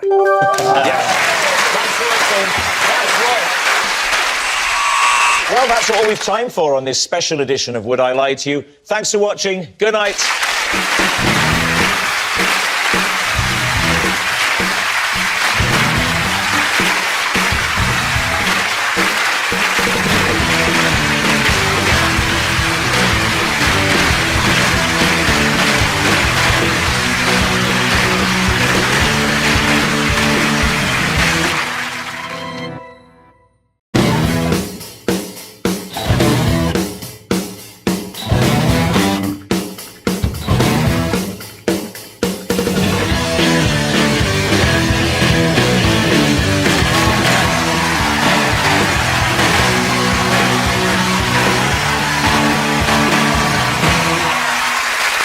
Good evening and welcome to a very special edition of previously unseen clips from this series of Would I Lie to You? Joining Lee Mack tonight, Claudia Winkleman, Bruno Tognoli, Bob Mortimer, Mel Gedroich, Ray Mears, Gareth Malone, Adam Buxton, Hal Crittenden, Amelia Fox and Steve Jones. And joining David Mitchell tonight, Joe Brand, Rod Gilbert, Fiona Bruce, Kian Egan, Miles Jupp, Amanda Abington, Phil Jupitus, Kirsty Ward, Adil Ray, Mickey Flanagan and Carol Vorderman. And so we begin with round one, Home Truths, where our panellists each read out a statement from the card in front of them. Now, to make things harder, they've never seen the card before. They've got no idea what they'll be faced with, and it's up to the opposing team to sort the fact from the fiction. Miles, you're first up tonight. Whenever I'm in a situation where I don't know what to do, I ask myself the question, what would Cliff Richard do? Please, team. But give me an example. Say you don't know if you're going to go on a skiing holiday or a summer holiday. What would you do in that situation? Well, I say to myself, what would Cliff do? Why Cliff Richard as well? I just think because he's someone that lives his life in a way that I believe we should all aspire to.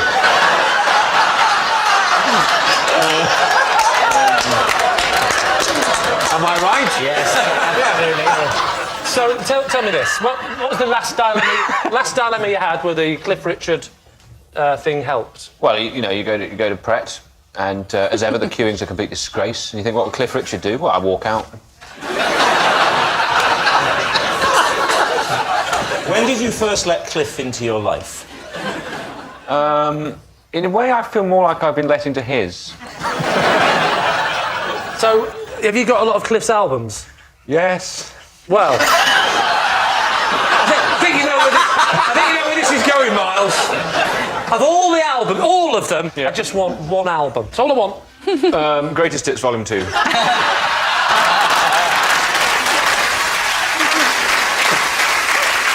what do you think, Lee? Is it the truth? What do we say to that, Amelia? Do you think there's any truth in that? I don't think we can possibly. Not even entertain the notion? No. As entertaining as the notion may be. Yeah. Say lie. Okay. Miles, truth or lie? This is actually a lie.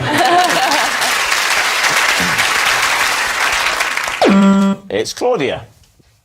Possession. Okay, now there's a box on the floor, Claude, next to you. First of all, bring the box up onto the desk and then read the card before you open the box. Okay. There we go. So first of all, read the card. Okay, this is Yoshi. I recently took him to the vet because I thought he was depressed. All right, well, now open the box, please. I'm not opening it. What is it? Well, let's find out. Ah, yes. Can you take him out of the box and just pop him on the stunningly realistic grassy surface we've put in for you? There he is. Oh, I love rabbits. Hang on, we can't. You want me to touch it? Are you worried about touching it? No, it's that. It's mine. Is it like a sort of a tortoise? It's a tortoise. It is a tortoise. A little tortoise. Surely you would kiss him, wouldn't you, Claudia? You would give him a little kiss. I don't kiss anyone. Oh, you would kiss him, though, if he's your little Yoshi. Yeah. You'd give him a kiss. Like that. I don't want to bother him. No, a proper one with your lips. No, kiss him. Kiss his little face. That's what mad people do with animals. No, so it's yeah. So how did you pick him up and take him to the vet? Because you're obviously very attached to him. Oh, well, no, yes. Well, I'll tell you. This is what happened. This is ours, and this is all of our... Well, it's not mine, it's my family's. And I took him to the vet because I was worried because he was not really... bouncy. Wasn't tearing around like you'd expect. You're an intelligent woman, Claudia. You know that no tortoises bound around the place licking people's faces like a spaniel. Yes, so what was the change in the tortoise's behaviour that you thought meant it was depressed? This is a very good point. It was just a little bit... stationary. When we first got him, he was sort of scampery. Well, not scampery. Do you want to have a minute to think about this story? Scampery the tortoise. No, he wasn't scampery, but he was... No, not like that. Anyway... So essentially, you bought a tortoise that was having a fit, and it recovered, and you mistook that very recovery for depression. And what did the vet say? The vet said he's fine. Money well spent. What a relief. Yeah. What a relief. Did you get charged for that? Yes, and I'll say this out loud. There's the only way to say it.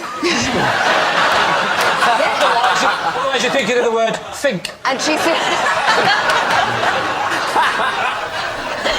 and She suggested that maybe we organise, like, tortoise play dates. Right, now you're pushing it. What do you reckon? She suggested you organise tortoise play dates. You had them. You had them. So what are you going to say, David? Is that the truth? Did that happen? What do you think, Fiona? Do you know, I think it might not be true somehow. Look, if this is true... If this is true, if this is true, Claudia deserves a point. Yeah, at least. You're saying lie. It's safe for lie. They're saying lie. OK, Claudia, Yoshi the tortoise. Yoshi the tortoise, and that story was true.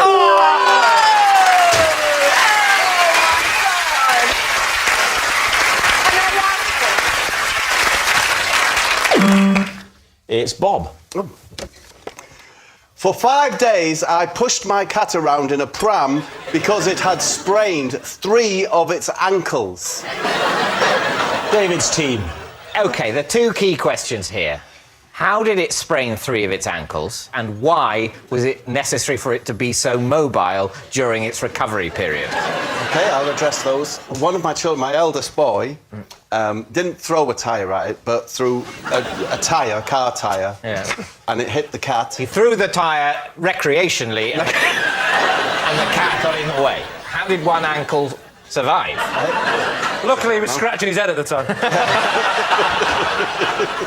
OK, so the tyre hits the cat. Yes. 75% of the cat's ankles are, did you say sprained? Well, they were bruised, and we were told that he mustn't walk. So you were told he mustn't walk, but he needed still to travel. Of course he did, yes. It was my younger boy's buggy we put him in. Right. Because you could strap him in. You could strap the cat into the buggy. How did you strap the cat into the buggy? Using the straps, and the only journey he had to make was to the litter tray. So we just used to take him from the front room round to the litter tray. Strap him in. Strap him in. Tip him in. Why didn't you just carry him? No, because he had these bandages round his legs, but he would insist on trying to walk, which we knew would make his ankles worse. You couldn't stop him walking, but he would consent to be strapped into a buggy. It's not really. When it comes to pets, it's not really a matter of consent, David. Never use the phrase, when it comes to pets, it's not a matter of consent. You can get into all sorts of problems with that. Tell us more about this cat. What was its name? Its name was Gudmundsson. It was a... What? Never ask Bob the name of anything in the story, and we learn nothing. His name's Gudmundsson. Gudmundsson. Monson as in the word monsoon, with an O missing. Yes. Right. Gudmundsson. His name's Gudmundsson. He's a tabby Oriental. Why Gudmundsson? Why? My youngest son named him Gudmundsson. All right, David, what are you thinking? What do you think? Oh, he's lying. You think he's lying? Yep, lying. You think he's well, this is a superb moment. Unanimity from the team. So let's say it's a lie. We'll say it's a lie. Bob Gudmundsson, truth or lie? I am telling a lie. We got a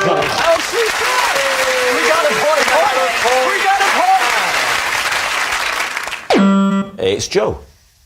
Last year, I made my husband a birthday meal using some mince I found in the street. OK, what?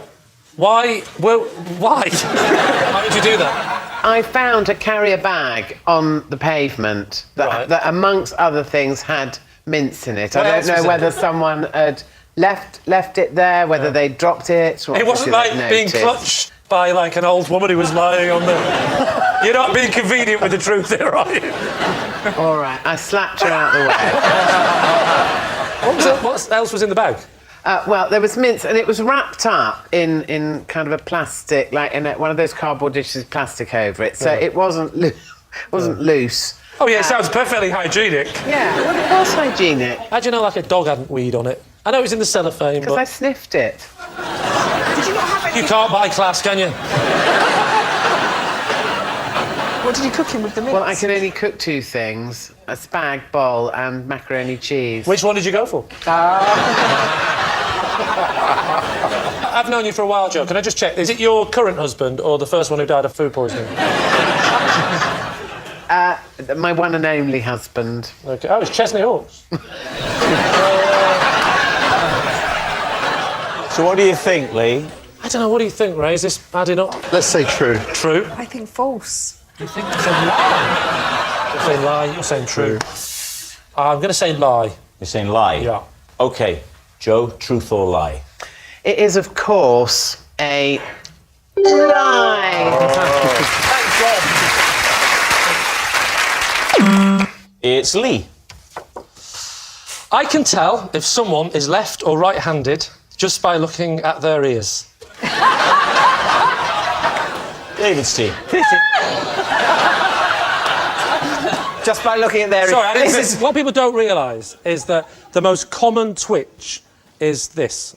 You don't realise you're doing it, but over the course of a lifetime, that will just slightly... Are you saying then that if I'm right-handed, I will tug on my ear as a little sort of nervous tick so much that either... Not what so will happen? much. My ear will move down the head? Or is it just... To a layman... Or is it just the lobe will elongate? Rod, to a layman, no, you wouldn't spot it. But for a professional, you know it.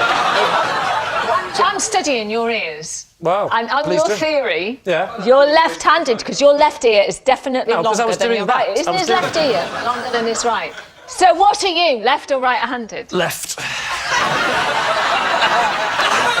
It's funny you should say that, because I think your right lobe is larger than your left. I'm ambidextrous. What am I, then? You're Carol Vorderman. Am I left or am I right? Well, you're an interesting one. You're right-handed. I am, yeah. Because you're showing your ear so much, because you're so used to tugging it, you've got it ready now to tug. What about David, Lee? Which am I? Well, I can't do... Finding this quite a stressful moment. I can't do it whilst you're holding these. I have to have a look. You keep your head still. I've got tiny ears. You have? But I only grew arms when I was 9. Maybe that... Yeah, classic right hand. Yes, I'm right-handed. Gosh, he's good, isn't he? So, you're looking at my ears. You're a textbook right-hander. Textbook. Really? Yeah, textbook. I'm not, though. You are? I'm not, I'm left-handed. Yeah, no, but I'm talking about when you're using a textbook. My ears are so flat to my head, you can't tell, can you? My ears... You've got quite any ears. I genuinely can't see your ears. Look into the camera. You've got no ears. That's what's up.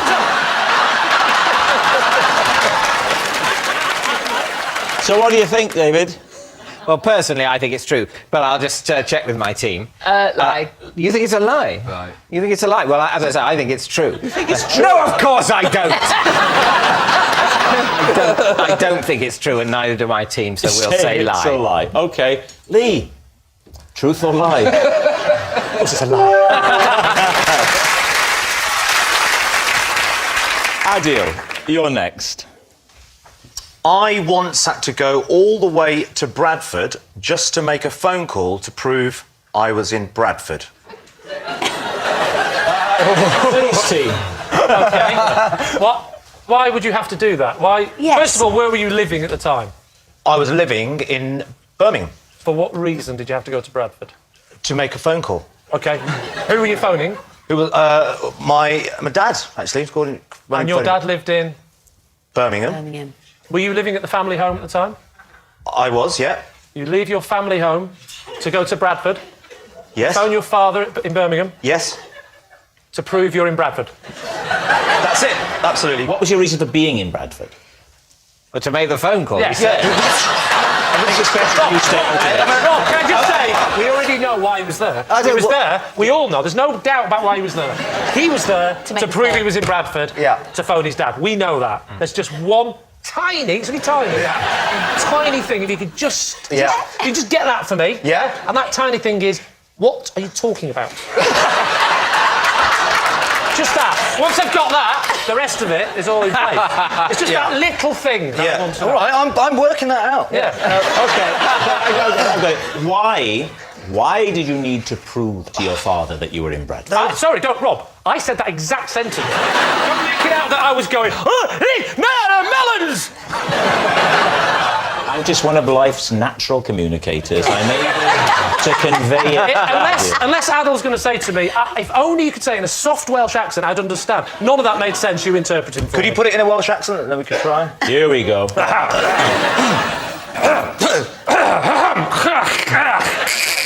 That's it.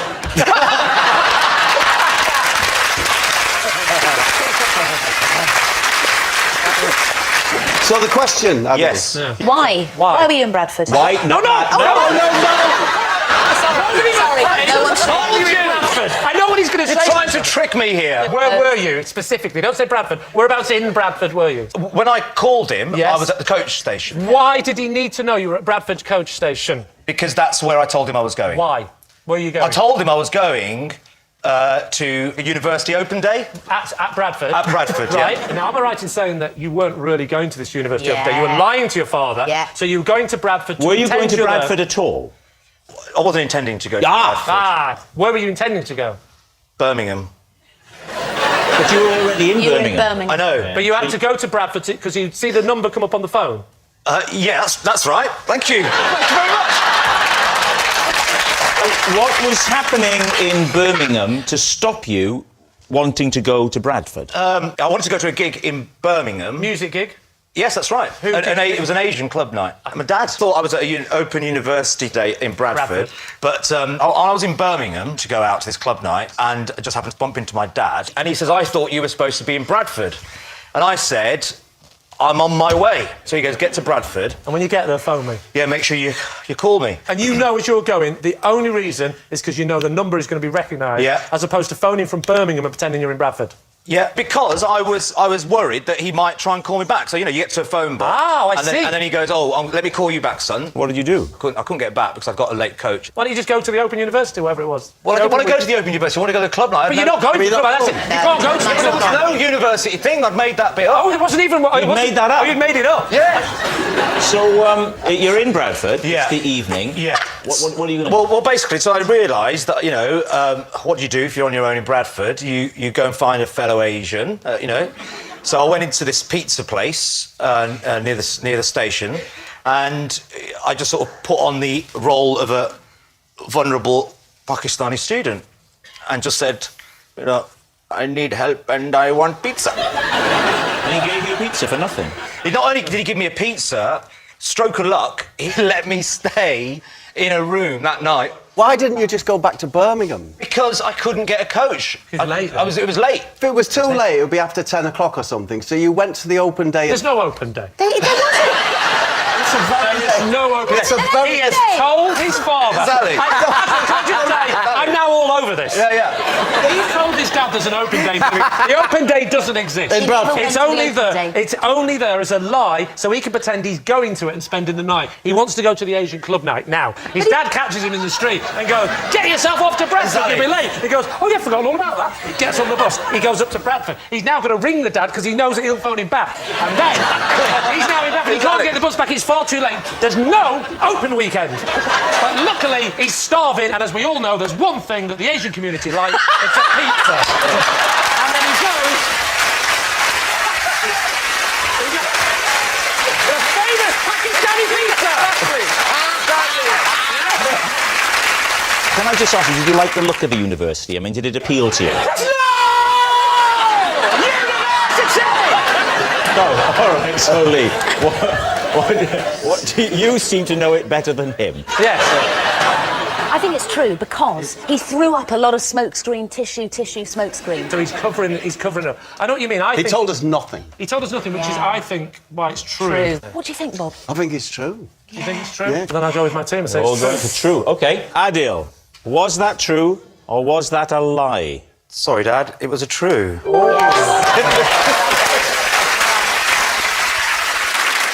Kirsty, you're next. I was once forced to continually ballroom dance while presenting 5 minutes of live TV. Lee. What was the programme?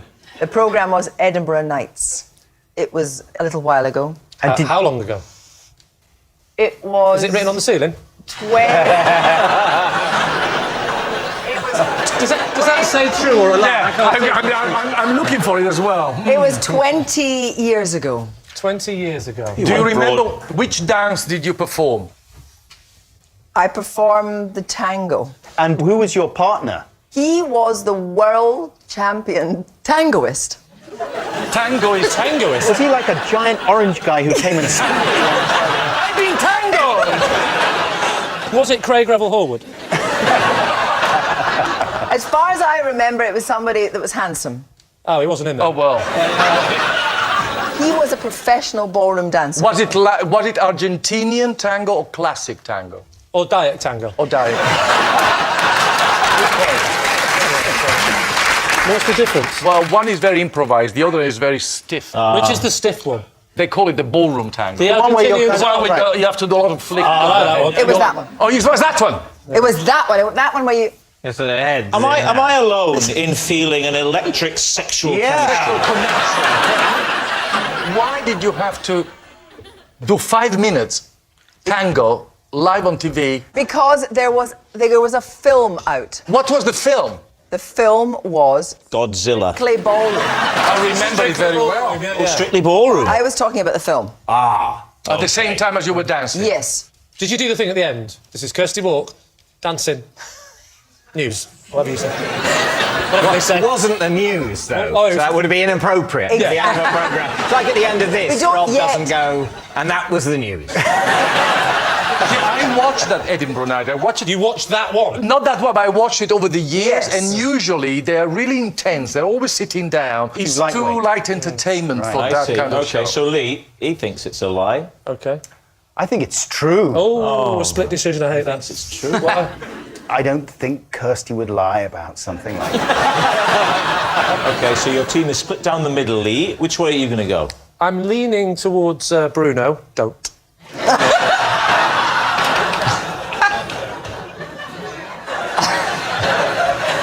Okay, I'm going to go with Bruno and say it's a lie. You say it's a lie. Okay.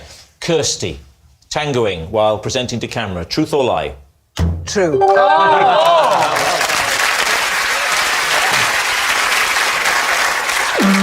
It's Gareth. I have a crippling fear of the underside of ships.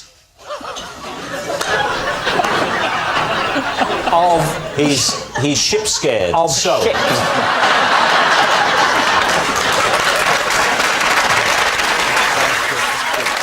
How often are you confronted with the underside of ships? Happily. On your way home from your job in a submarine? Probably not very often. But should I be, it would be a crippling fear. Where do you encounter? If, for example, I was at a dry dock... I would advise you not to go to a dry dock. Listen, it's one of the very few places where you might be confronted with the underside of a ship. How did you go to the dry docks? I must have gone... a school trip? Your school trip to the dry dock. How did this curious thing begin? I saw the underside of a ship. On a film, actually. It was on a film. On a film? Yeah. What film? The Poseidon Adventure. And it was something about the propeller, you know, bigger than these large circles. No, here. I mean, I think everyone has a fear of being caught in a propeller. I don't think that's not what I'd call an irrational fear. Do you have to be sort of careful in the kind of films and programmes you watch in case suddenly the underside of a ship is going to pop up in the plot? Yeah, it's a good question. And when... I mean, Titanic, presumably you didn't go to see. I did. You did? What? You're a... I know. You're a moron, then. David, I'm not going to contest that point.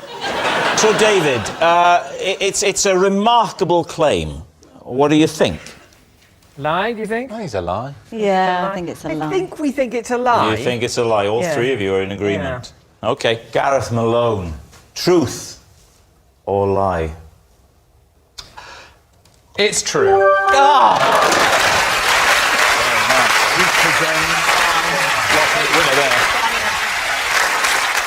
Next. It's me. Right. Whenever I take a shower, I listen to the Benny Hill theme tune. It's the only way I can be in and out of the cubicle in under 4 minutes. And either team can ask. What's the rush? Why have you got to get in and get out? You got to get everything done in 4 minutes? That's not That toilet dump's not going to voice itself. The reason for it, I will naturally spend a long time in the shower. I'm very happy in the shower. How long are we talking? Oh, I could be 10 to 15 minutes. So can you talk us through your shower routine? Do you really want to hear this? You could stand and demonstrate it. He is stood. So rude, the guest. I'm so sorry, Rob. Have some respect for the little Welshman. So sorry, Rob. Sorry about Fiona. Show us your shower routine. Oh, hang on, before you do it, have you got the music upstairs?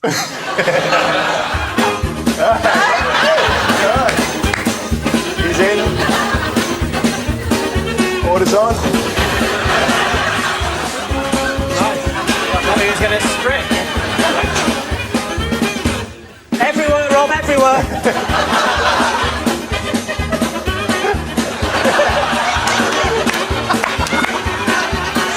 Give us your arms, son.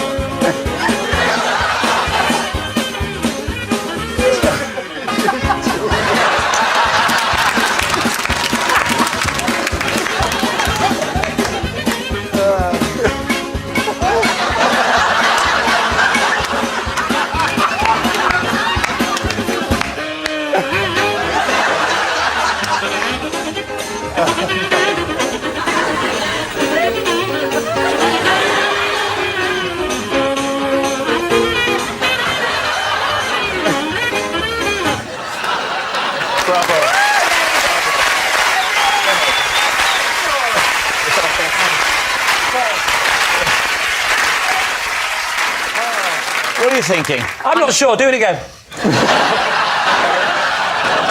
So, David, we need an answer, truth or lie. Well, I think we're going to say true. You're going to say true. Yeah.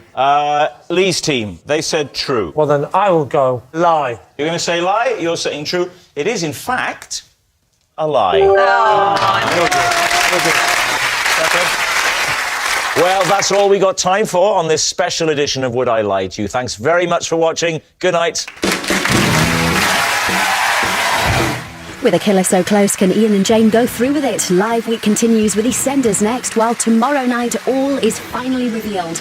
Then put Jonathan Ross, Abby Clancy, Zoella and Gok Wan in the kitchen, and what do you get? The Great Comic Relief Bake Off at 8:30. And over on BBC Three now, we're off to Bangkok Airport.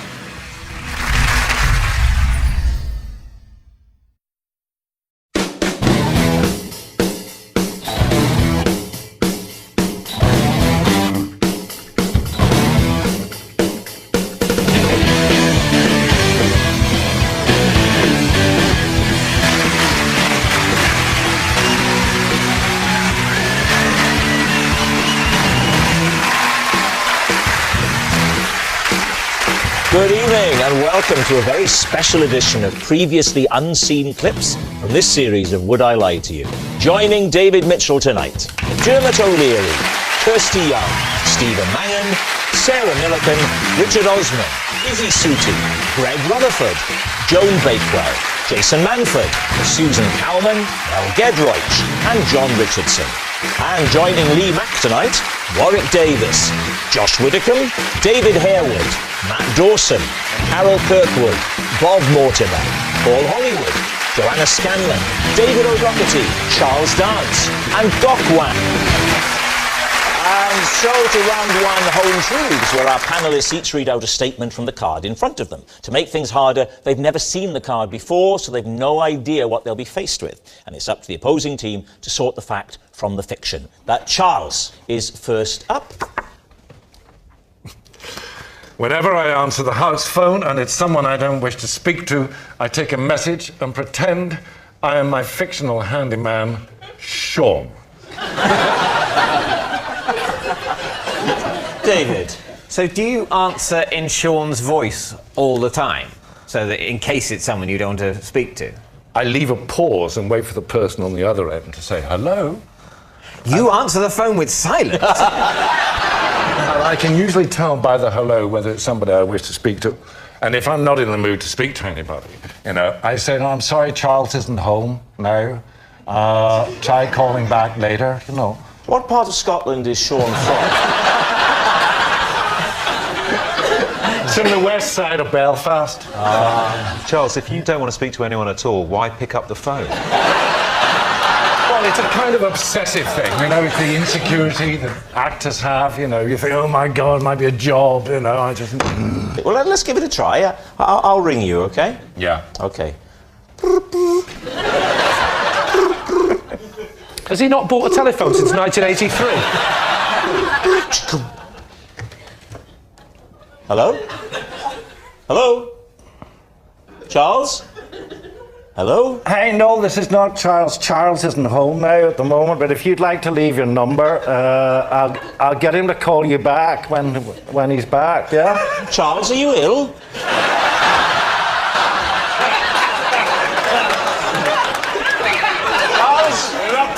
I'm calling for an ambulance now. It's all right. Get in the recovery position. Oh, God, I'm on my way. So, what are you thinking, Stephen Mangan? I can't see that. Who picks up the phone and doesn't say hello? It's an innate human instinct, isn't it? You can't pick up the phone and go, I know I'm Sean. Izzy, what do you think? I don't think you just pick up the phone and not say anything. The person might be able to hear you breathing. It all gets a bit creepy. So which way are you going to go with this, David? I think we don't think it's true. You think it's a lie? Yeah. OK, Charles, truth or lie? I'm afraid it's a lie. Joan Bakewell, it's your turn.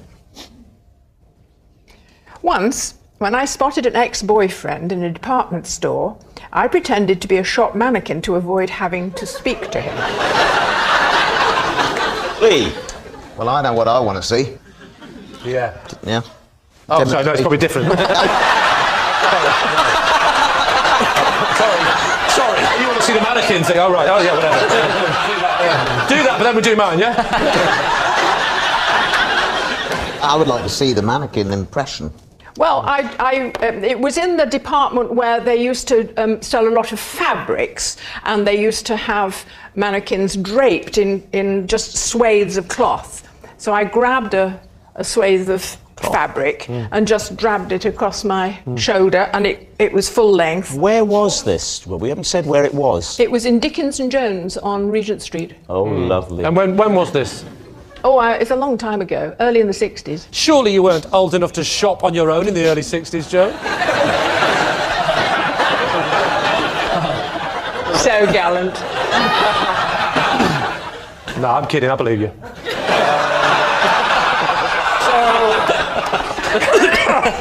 I've said sorry to mannequins before now in the department stores. Yeah, but what were you doing to them? Yeah. What do you think, Lee? Is it the truth? Warren, what do you think? Do you think there's... I think she's telling the truth. Really? Do you think... The thing for me is, if you're within 6 or 8 foot of an X and you don't recognise it because you're static, it just seems... I wouldn't know. I've never been allowed within 8 feet of my own.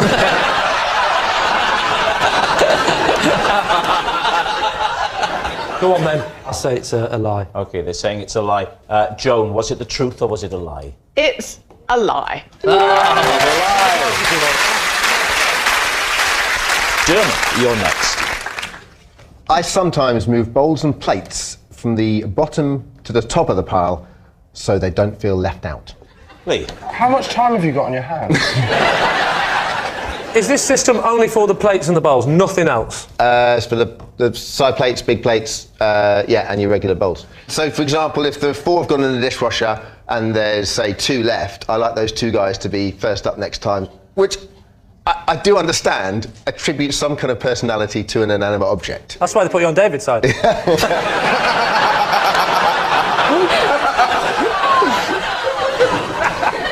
How many bowls are there? It works with all crockery. Wouldn't work with egg cups, though, would it? Because you couldn't really stack them in the same way. No. But that's a good question. Would the egg cups at the back be brought to the front? We only have 2, so they get used pretty regularly. They're pretty happy. How about if you only had 2 plates? Dermot can't have 2 plates. Thank you, Rob. Imagine the sort of dinner parties he has. Imagine who's coming to those dinner parties. Cowell, Walliams, McPartlin, Donnelly. And Dare, they're using the egg cups as bowls. When was the last time, if you can remember, that you actually thought it's time for a change? Let's move these fellas out of the way. Let's bring these guys up. How recently? Oh, last week. Really? Last week, yeah. There was 1 single plate there, and I thought, when did that guy last get used? I'm thinking at least a fortnight. He's got to go to the top. Dermot, how do you keep track of how many pills and tablets you're meant to take in any one day? Do you have a system, or does your carer really oversee all of that? What does your wife think? Weirdly, I only told her about it a couple of weeks ago. Are you worried that your wife's doing the same thing? Very good, yeah. That's a good point. Dermot, you call them guys. Are there no lady plates, lady bowls?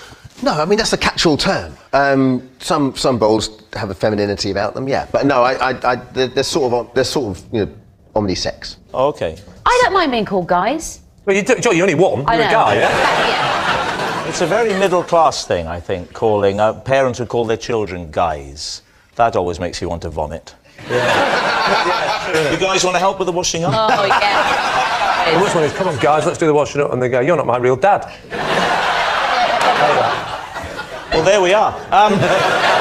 Lee, what do you think? Do Dermot's words have the ring of truth about them? Josh? I think so. Matt Dawson, which way are you leaning? Lie.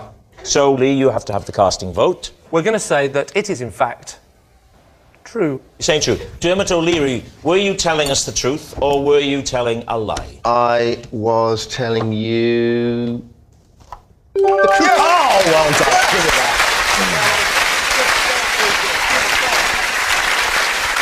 that. It's David O'Doherty. I looked after a neighbour's pet for 5 days before I realised it was dead. David Mitchell and team, what do you think? Okay, what was the species of pet? His name was Charlie.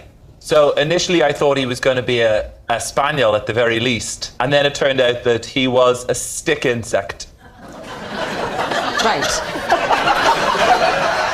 Stick insects, I mean, I'm not an expert, David, don't require a huge amount of high maintenance upkeep. What was your role meant to be? Step 1, greenhouse, eucalyptus into the cage. Eucalyptus? Eucalyptus. Wasn't a koala bear. Step 2, water squishy gun. Squish, squish, 5. 1, 2, 3, 4, 5. So you drowned it. And because I felt that he might be a bit unhappy, I would take him out into the garden for this. And when the wind blew, he had little aerials and they, you know what I mean, just like a stick insect. So I thought he was alive. Oh, so the wind gave you the impression that it was moving. I'm alive. I'm dead. Alive. That's how you'd know. What's the spraying for? To simulate the monsoon environment that... So they come from a part of the world where there's a regular daily 25-second monsoon. Yeah. I think if I'd taken him out, then obviously I would have seen that... Out of what? The cage. Right. Cage. We say cage. He was in a tight met. You're supposed to be on my team. I know that's what they're thinking. So I'm trying to help them on by going, what, you mean that thing that little sticks could get through a cage? Good question. It's a very tight mesh. Let's call it a glass cage or a tank. No, because no, they couldn't breathe then. No, you don't have a lid on it. You have a. Oh, actually, no. Good. I was going to say you have a will mesh. You stop designing hutches for stick insects? So how did you eventually know that he was dead? I was putting in the eucalyptus and removing yesterday's eucalyptus, and he was... Who'd been eating yesterday's eucalyptus? No, it was... I just take it out, and he was like this, okay? And then when I took it out, it brushed past him, and he just reacted like this. And you know... Yeah. That's a fair description. So what are you thinking, David? Is that truthful, or has he made it all up? I don't think it's true, because I think stick insects sort of live in gangs and aren't as he describes them. Gangs? What's the collective noun for lots of stick insects? Trees. Do you two think it's true? Because I'm very happy to defer. It has the ring of truth to it. I would go for, I'll say false. Susan says lie. Richard? I say true. You say true. David? Well, I think it's a lie, so... You think it's a lie? You're saying it's a lie. Okay, fair enough. David, they think you're telling a lie. Were you telling a lie or were you telling the truth? This is a 100% trustworthy face, and it was telling the absolute truth. Sorry. It's David Mitchell. I once got stuck in a cave for an hour after getting the hood of my cagoule caught on a stalactite in a way I couldn't untwizzle. Right, caves and stalactites. Lee Mack's team. Well, the bit that we definitely believe about that story is cagoule. Cagoule. Yeah. Douching cagoule. Oh, yeah. Yeah. And when in the last 3 weeks did this happen? This happened when I was a boy, a child, a human A boy child. child? What cave was it? It was somewhere in France. Ah, holiday? Yes. Deliberate ploy by parents to get rid of you? Give him the baggy cagoule and find a stalactite, then run. You were in there for an hour? Yeah, I was caught on the stalactite. For an hour? For an hour, Just yeah. remind me again, stalactites go down, right? Stalactites hang down. Hang down. Stalagmites go up. And the easy way to remember it is Yeah. that stalactites have a C in them. Stalactite, C for ceiling. Yeah. Stalagmites have a G. G for ground. No, it's the stalactites come down, isn't it? The tights But come down. tights go up as well. No, they don't. Not when I'm around. How did you eventually escape? My dad came and released me. So you're with your family on this trip? Well, they were sort of... It took them an hour to find you. I would have thought, if I'd have lost you and you'd have been my child, it would have been 6 or 7 days. So what are you thinking, Lee? Could this be true? What do you think? I'm going to go for a lie. You think it's a lie? Bob? Lie for me, Lee. Lie. Lie. David? It's a lie. Yes. Joanna, you're next. I used to vet potential boyfriends by getting them to play me at darts. I could tell more about them in one game than I could on 10 dates. David? So, what was it about their darts playing that told you things about their personality? Stance. It's the sort of liquidity of the way they stand in that position. liquidity? But was this linked to, you thought, their character or their physical prowess, if I can put it that way? It's character. It was all about the character. Well, here's the thing, because one of our panellists is quite accomplished at darts. Oh, yeah. It's Lee. So, Lee, would you demonstrate? Yes. And then we could ask Joanna to analyse and come to her own conclusions. You're good at darts. I've been known to do double tops, I think you know what I'm saying.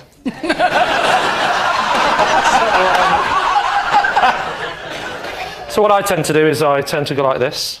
That's the line. And I will take my dart. Where's the board, sorry? That's a good question. That's what I was thinking. That's the first thing I'd do is I'd go, hang on, there's no board. Because I know what I'm doing. And then I would take the dart. I will lean forward with all the weight on the right leg, keeping it straight, of course. I'm not an idiot. If I raise the hand, the little finger, note the little finger is in the air. It's weight. If I put it down, I will fall to the left. I have to ballast myself with the finger out. And I'd go like that. Might give a cheeky wiggle of the bottom to the lady watching. And then... Oh, he's only got an 880 again. I'm going to collect the things. I'm so proud. I'll probably moonwalk to the board. Oh, Christ. I didn't know about that. Usually, ockies are straight. And then I would grab the darts like that. And go, they're for you, princess. That's how I roll.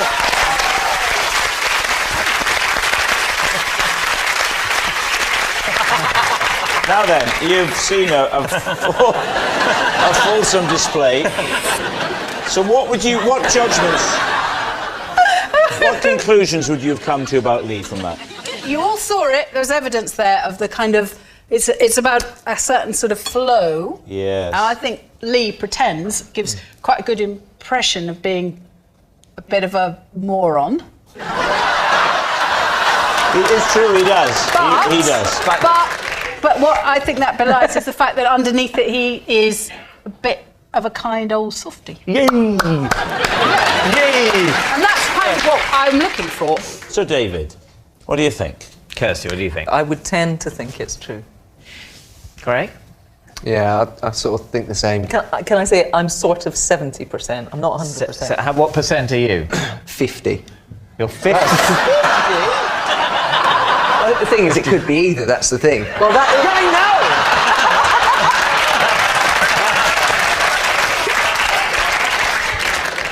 True. True. Okay, so, Joanna, truth or lie? In fact, it is a lie.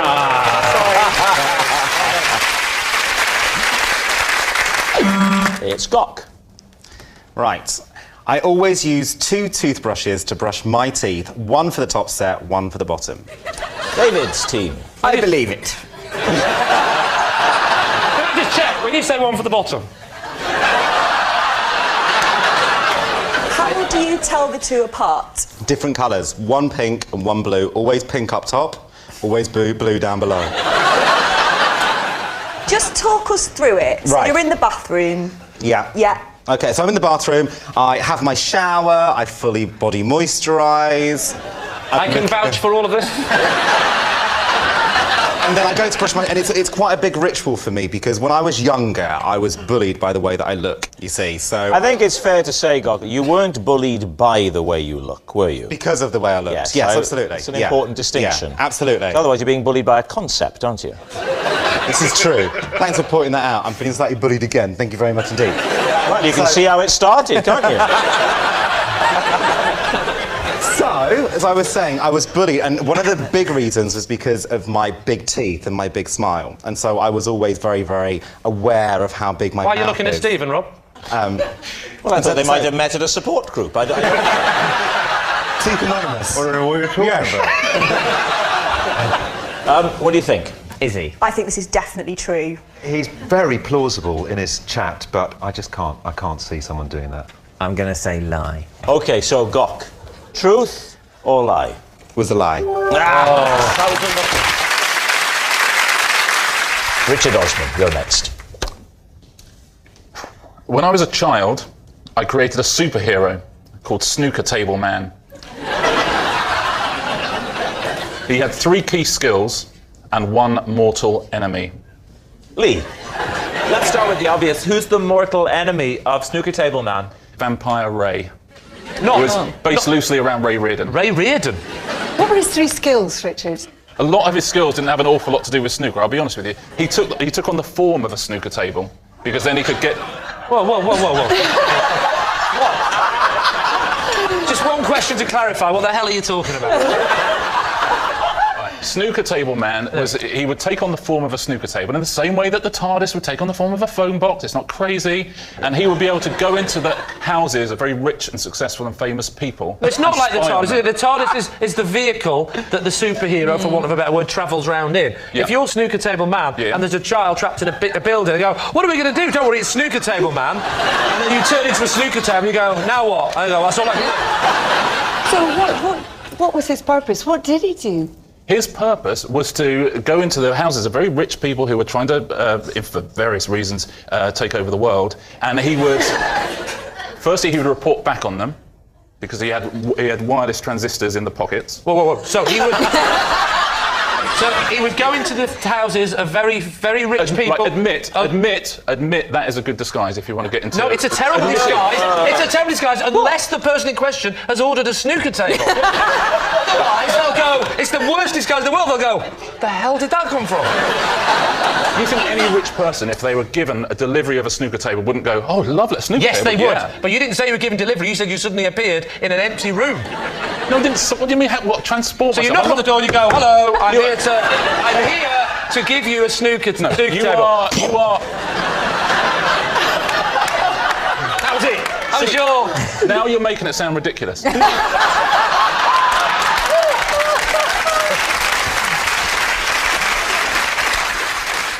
How did he move around?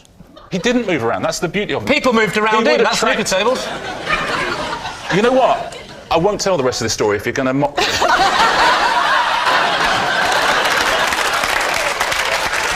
What are the other powers you haven't told us about? Yeah. Well, I've given you the 2. And the third what one was the second one? Transistors in pockets. The transistors, yeah. The ability to transmit information. Who 2? And 2... Who do you think, if we're trying to save the world, who do you think he's transmitting to? Steve Davis. Firstly, me. What was your third power then? The third power was exploding balls. And how would he use his exploding balls? In what situation would he want his balls to explode? Finally, a sensible question. If I've received enough information that the person whose home this snooker table is in is up to no good, is up to nefarious activities. Yes. Okay. The next time they're playing a game of snooker, I can then make those balls explode at will. If you were playing this game in Wales, you wouldn't call it snooker. Snooker. Snooker. Yeah, snooker. Because we don't like the ooh sound. It's the same with tooth. We'd say tooth. Yeah, and likewise, we don't like the Welsh.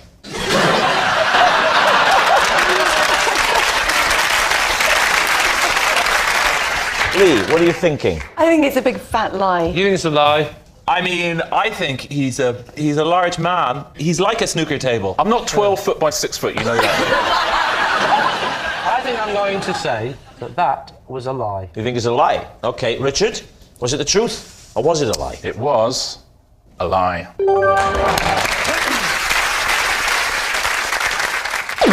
It's John Richardson.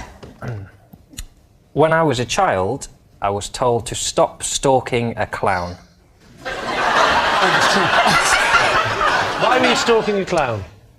Because I liked him. How old were you, John? 9. What was the name of the clown?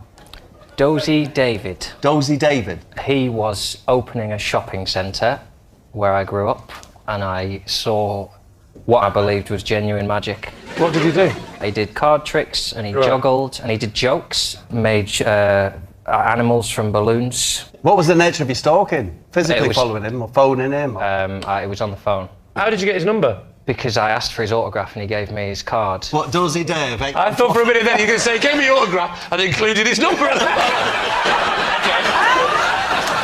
So talk us through then what happens. You leave it a day or two, do you? I left it a day or two because I didn't want to look. Classy. Give him a chance to get home in his car that keeps falling apart. So what did you do? Talk us through the first conversation. Well, no, that's the thing. He never answered his phone.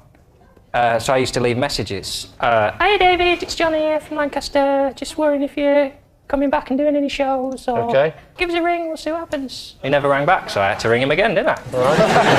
And how long did this go on for? Well, a few weeks. How many times in those few weeks did you ring him? I would imagine it was something like every other day. And was it the same messages, or was it getting steadily more menacing? Were you going, now listen here, Dozy Dave. If you don't call me back, I know where you live. I've got your address on the card. I've got your number. I'll come round your house. I know where you keep your balloons. If you don't call me, I'll get a bucket of confetti and I'll throw it right in your face, and you think it's water. And what's worse than that? Just watching you. Yeah, what's worse? I'm gonna come round and mend your car. Did this carry on long enough that the message, your voice was getting deeper and deeper with it? Now listen here. This has been 23 years. How'd you make a poodle out of a balloon?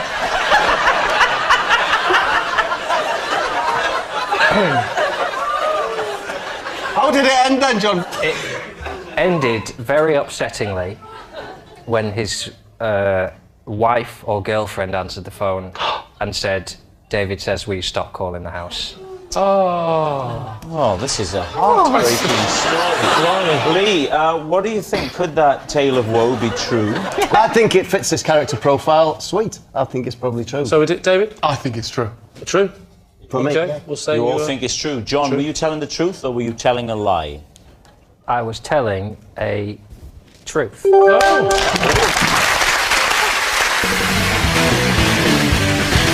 Lee, how do you know Ian? This is Ian. He is my supermarket delivery driver who accidentally got... I can't remember. I just want you to know this is absolutely true. But they do insist that we say it exactly the way it happened. So here we go. Right. This is David. No, what's your name? Lee, perhaps you'd like to explain how you know Ian. Never met him. This is Ian. Right. This is Ian. This is Ian. Listen, I think it's fair to say the opposition have got it down to 50-50.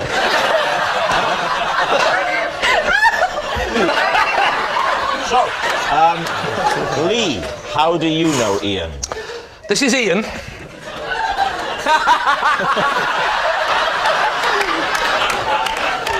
Ian, do me a favour, could you sellotape that to your face? Right. This is Ian. He is the supermarket delivery driver who accidentally trapped me in the back of his van and drove me to his next drop-off point. Right. And finally, David, what is Lee to you? Not Lee, sorry.